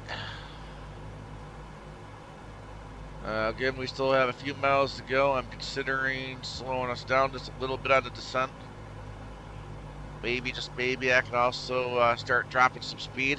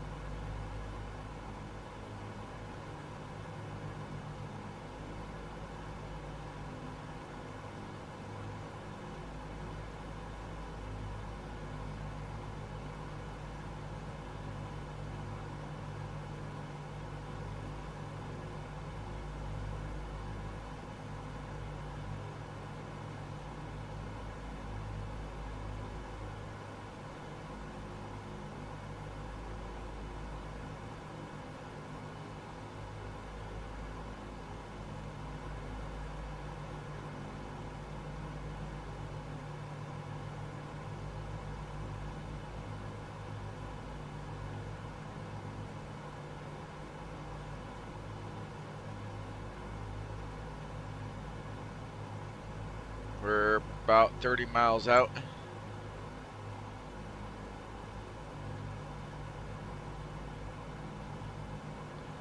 Slow down just a little more. Normally, I guess I went too far.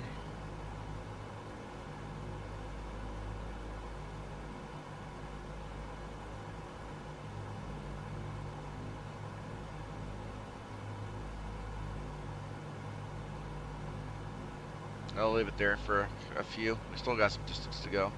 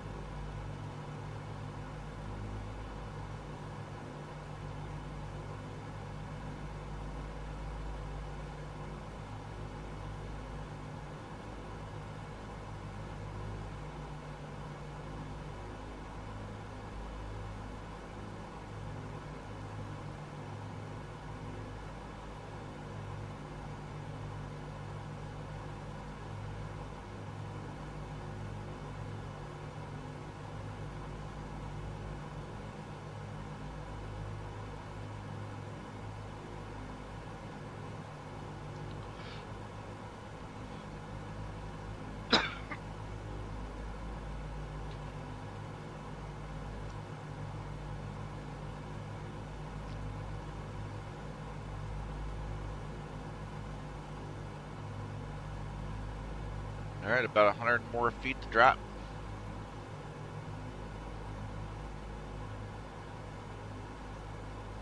Oh, look, it's already picking up the localizer.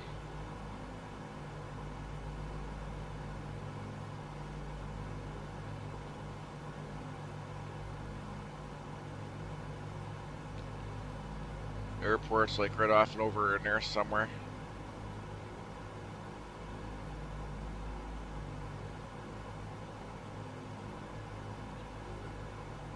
So we're about 20 miles out.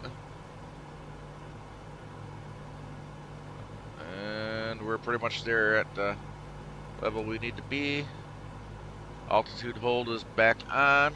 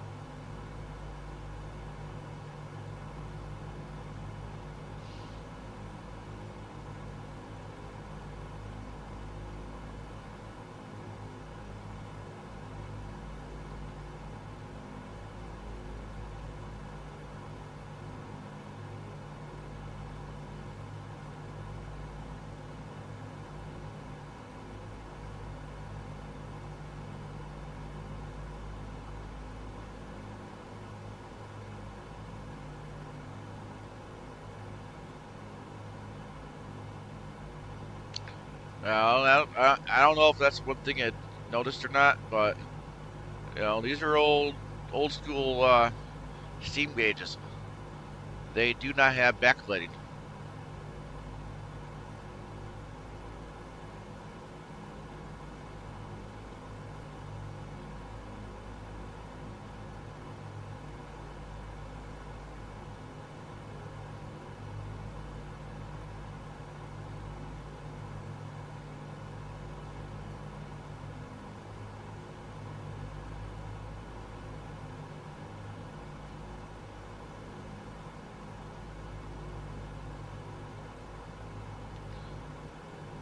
Definitely just going to start doing a slight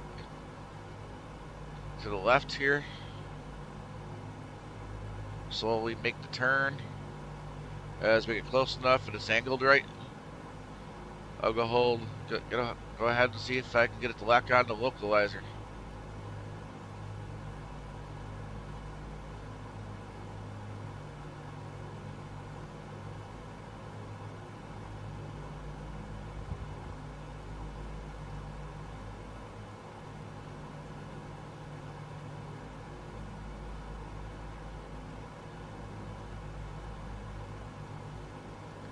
Not there yet, but I think I'm in a better position being where it's at the moment.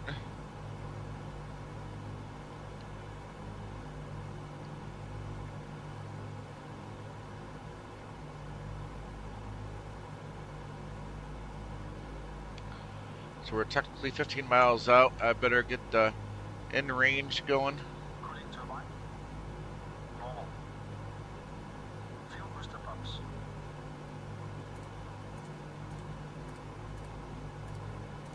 On low. Fuel tank selectors. Mains on, crossfeed off. Hydraulic bypass valve. Down. No smoking signs. On. In-range checks complete.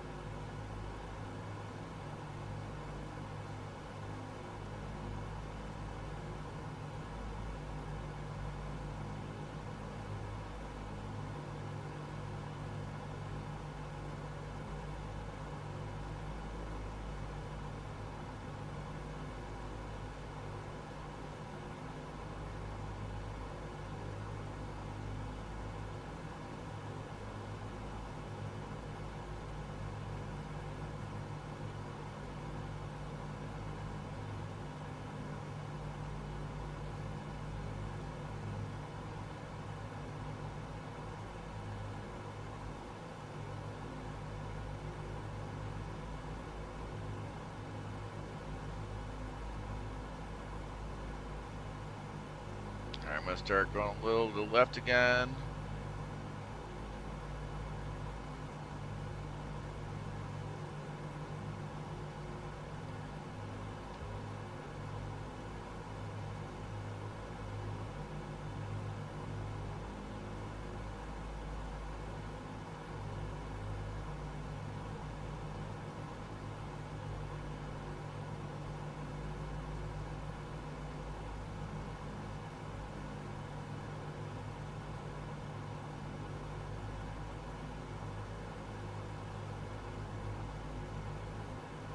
Right about there is good. I'll wait a few more seconds before I try to lock on to the ILS.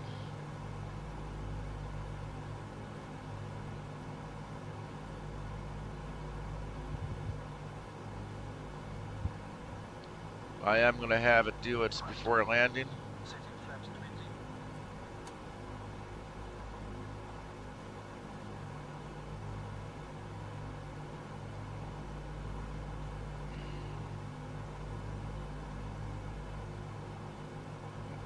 What I think I'm going to do is wait for that line to start to move and then I'm going to lock it.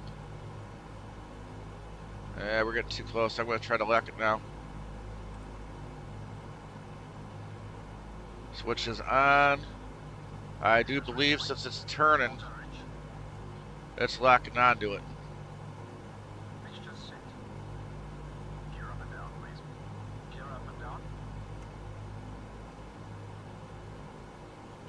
Yeah, I'd say so. We're lining up pretty well. Usually in the past, before the latest fix, you'd have to go up to the GPS and keep hitting that button back and forth to kind of wake it up for it to work. Gear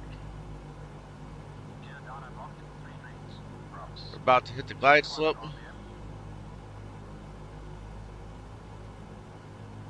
2400 RPM set. Yep, we're locked on to the ILS and glide slope. So yeah, she is gonna do the she won't do an auto land, but she'll at least follow the ILS and the glide slope for you.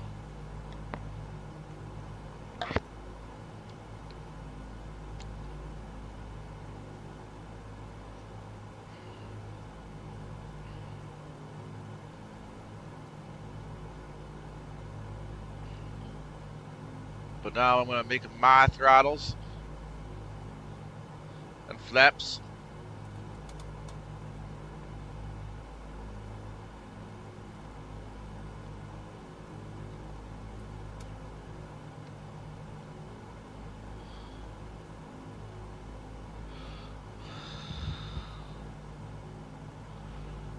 And once we start getting a little closer, I'm going to make it my plane. But that is the catch.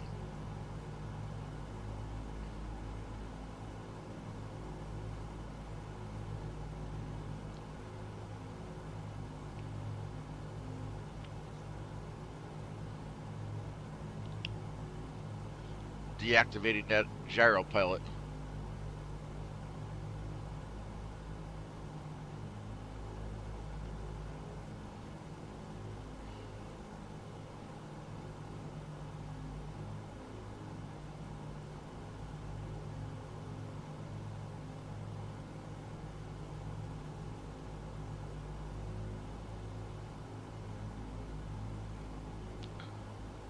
I did just give it a little bit more fuel.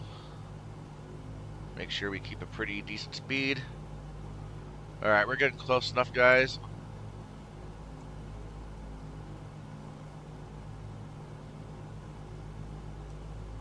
Alright, it's definitely my plane, my throttles. Now let's go ahead and see what we can do to make this a good landing. Now, the other thing is, guys, in case I didn't mention it, this isn't exactly the type of plane that you want to try and flare.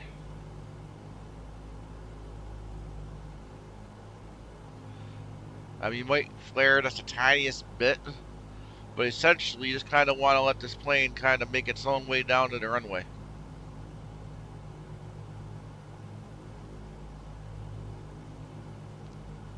Get back on center line.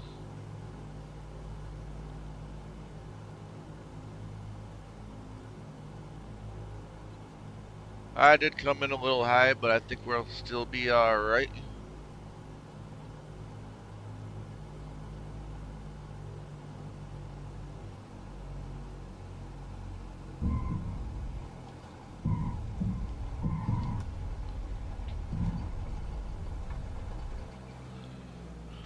Ah, reverser's got me again.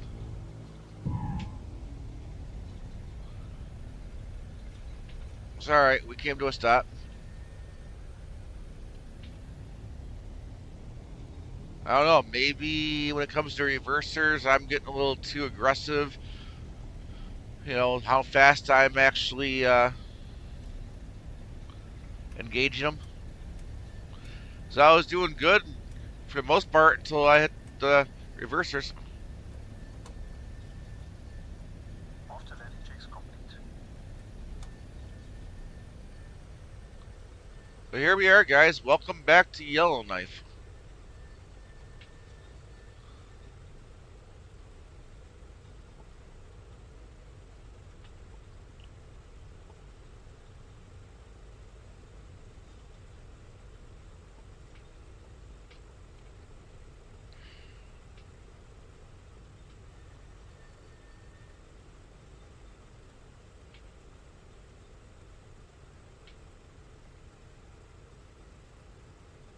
Here we are.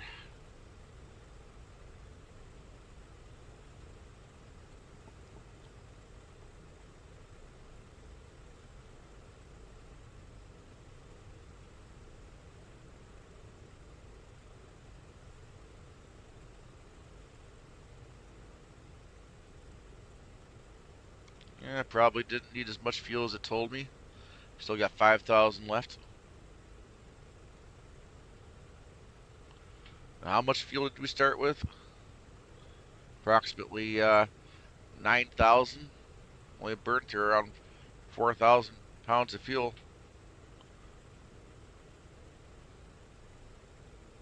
But I guess better to have more than you need and not enough.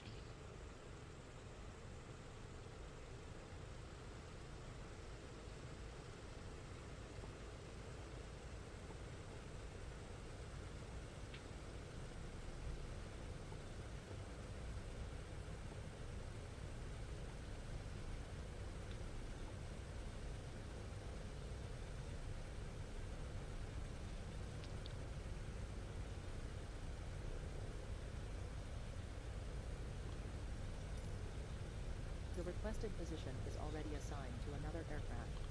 Really? Did somebody steal my spot? Yep.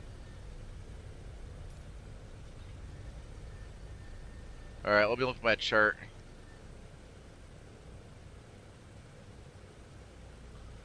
Do I have what it's going to tell me? Which spot is what?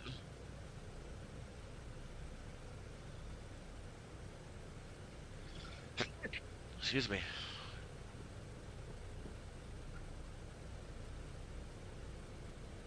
No.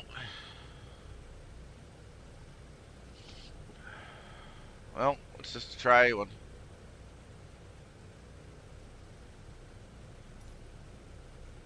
Two.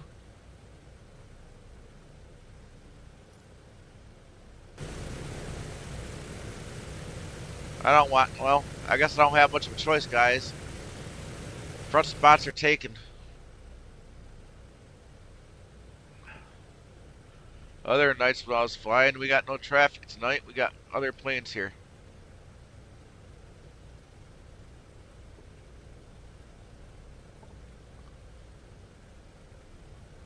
So, anybody here want to place a bet whether or not I can make the Marshaller dance in the DC6?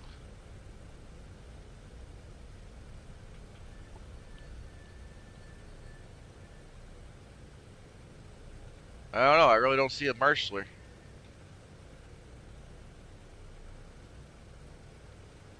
Why not? I should have a Marshaller here.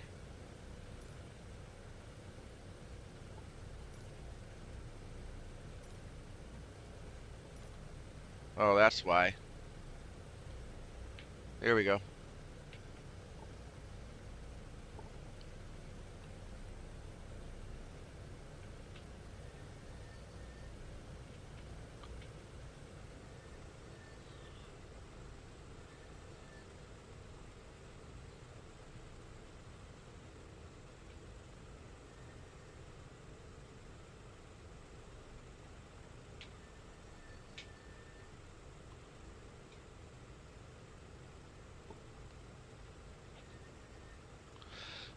We might get one tonight, guys. I don't know. Parking brake is set. Cut entrance.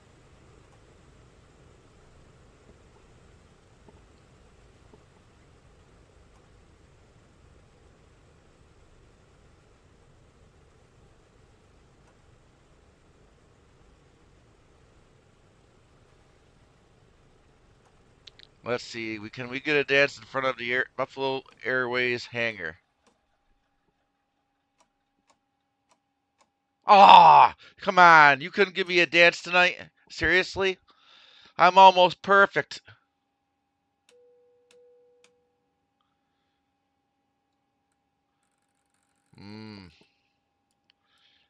Good thing I'm not Mike's dad. Parking checks complete. Airplane secured. The boarding requested.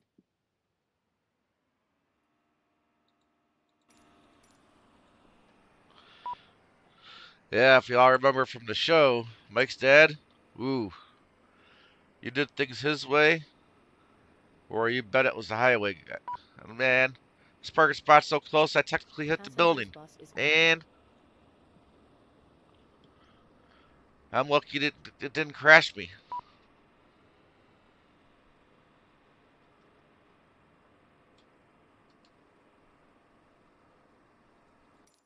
Alright, so I suppose it stops beeping at me. I better do what it says and start opening some of these doors.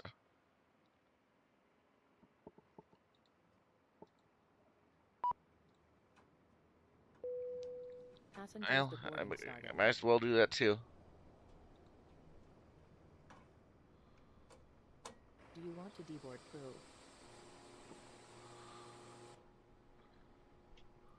Crew bus is coming.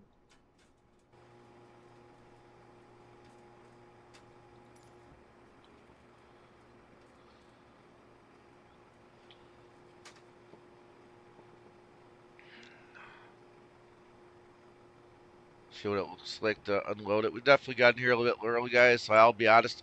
I'm not going to be a huge rush to end the stream. I mean, again, guys, it's probably gonna be the last time we see the DC6 for a little while. I do plan on coming back here at some point. Pilots deboarding starting. You know, instead of doing the cargo routes that ice pilots used to do, we'll take a look at doing at least a couple of the passenger service routes. We'll do some passenger service.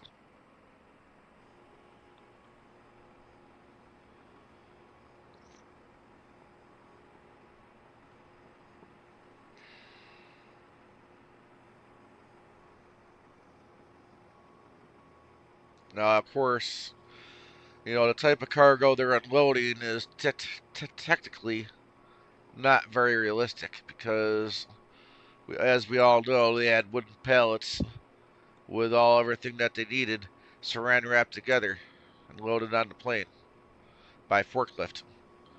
But there really isn't, as far as I know, a way to simulate that here. But just the same, kind of cool to watch.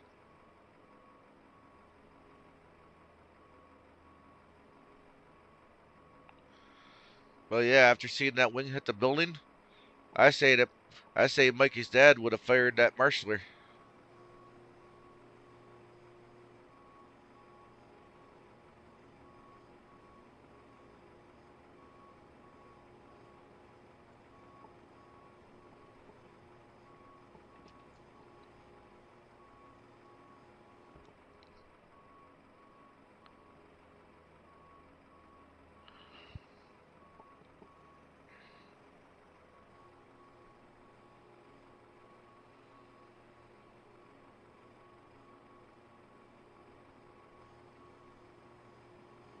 I suppose he might have had a word with me too. Now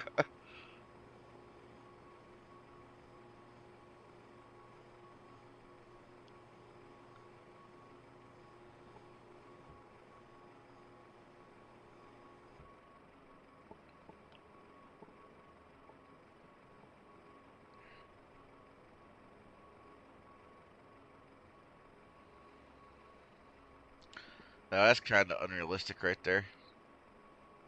Come on, GSX, get it together.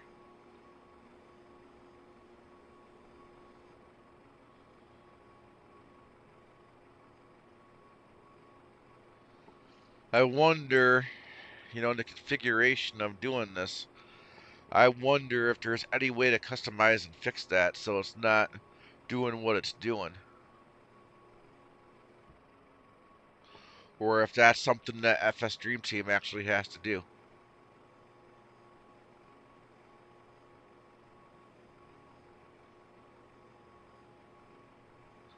I mean, looking at the size of the cargo, I kind of want to say it would snugly fit in there. There may just be an issue with how it's animated. It's not completely centering in the plane as it's trying to slide it forward and out.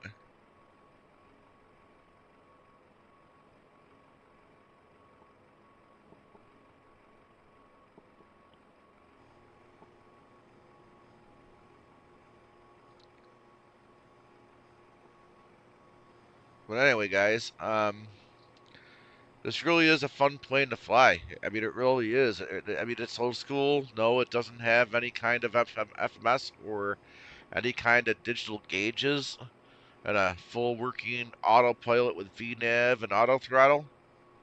But it's not hard, and it's really fun to fly, guys. You know, I mean, if you liked what you saw tonight, pick it up. The plane's not too terribly expensive. I mean, it is more expensive than the 737-600, but let's face it, PMDG really did kind of underprice that plane. I mean, they could have easily sold that 600 at the same price they did most of the others, easily. But they did want to make sure they got one plane out. That would definitely make it more affordable for some other people, other users. And let's face it, after Phoenix dropped their 320 for $50, I mean, they really did kind of have to beat that, right?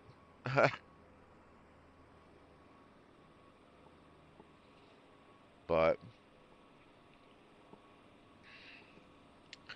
I say pick it up, and I say no pun intended, and this isn't a bash at another streamer, but I say boo to Captain Canada and XP72 for being too scared to fly this plane. And it's too bad. I mean, they like flying the ATR 72. They've all been waiting for that Dash 8 to come out. I can't remember the manufacturer who's making that one, but they'll fly those prop planes, but they're scared to fly this one. I mean, the reason I say that, just so it's understood, followers of both of them on their channels donated money to both of them to be able to buy the plane and fly it on a channel at least just one time. Neither one of them did. I could definitely confirm XP bought it. I think he might have installed it and then got scared and he gave it away on stream. I'm not sure what Captain Canada did. Um, but if anybody ever watches this stream and sees that, Captain, hopefully maybe someday one of those two will watch the stream and they'll see it. And I don't take this as a bashing or anything negative. Rather, a challenge from me to them to go out, get their hands on this plane, and fly it at least once. I really do think this is that cool of a plane. As you saw, I mean, it really did not take all that long for us to fly this plane to any of those legs to our destinations. It didn't even take us that long to fly to here.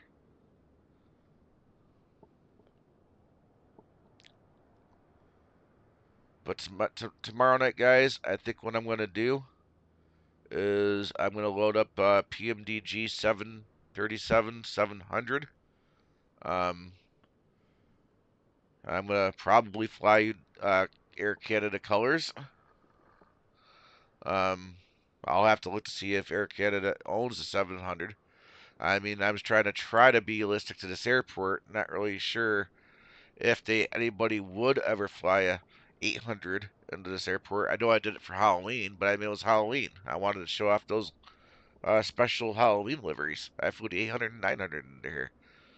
But either way, I will be flying a variation of the 737 here tonight, or tomorrow night.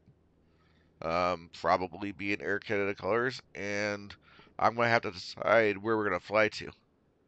See what our options are. I did pick up Salt Lake, so it is kind of my intention to get to Salt Lake relatively soon, sooner rather than later. I can't wait to see it. I haven't flown into it yet. I can't even say I've loaded up into the sim to have a look around it yet. So I don't know. I might fly down to Edmonton and maybe pick another spot after that.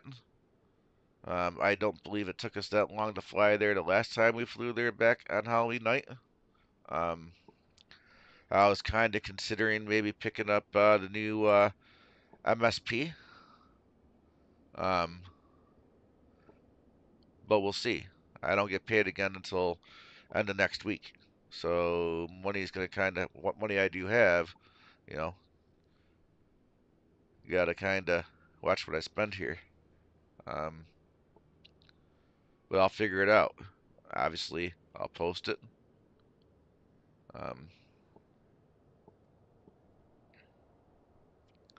Take a closer look at these engines. And that's another thing you'll notice, guys. When you first buy this plane, these black marks won't be here. I mean, it really is simulating the soot, the smoke that can come out of these engines. And the more smoke you make, I'm not sure exactly what causes it, or if there's really anything that you should be doing for it to not happen. But Pmdg really did do a good job battling this plane. I mean, for what it is, and the fact that it still has pretty decent frame rates is amazing. Now, I know in a few spots, I know some people weren't happy with the way the internal stuff was done, like the that wrapping around the sides here. Some people thought it was a little 2D. There we go. Now I finally got what I'm looking for. But they did it. They knew at the end of the day, they had to take a look at what was more important to model, what really wasn't. Overall, I really think they did a good job doing it. There's all sorts of animations in here, guys. Some animations that you probably wouldn't even think that they did. But I know I said I wasn't in a hurry, but I mean, I don't really want to spend much more time talking and rambling on. Um, so I really kind of think I'm just going to kind of call it quits, call it a night, plan out my flights for tomorrow night, maybe finally catch an extra hour of sleep tonight, a little earlier than I've been. So thanks again for watching this stream and video. If you like what you saw, please do remember to give it a thumbs up and subscribe. And I'll be looking forward to seeing you next time.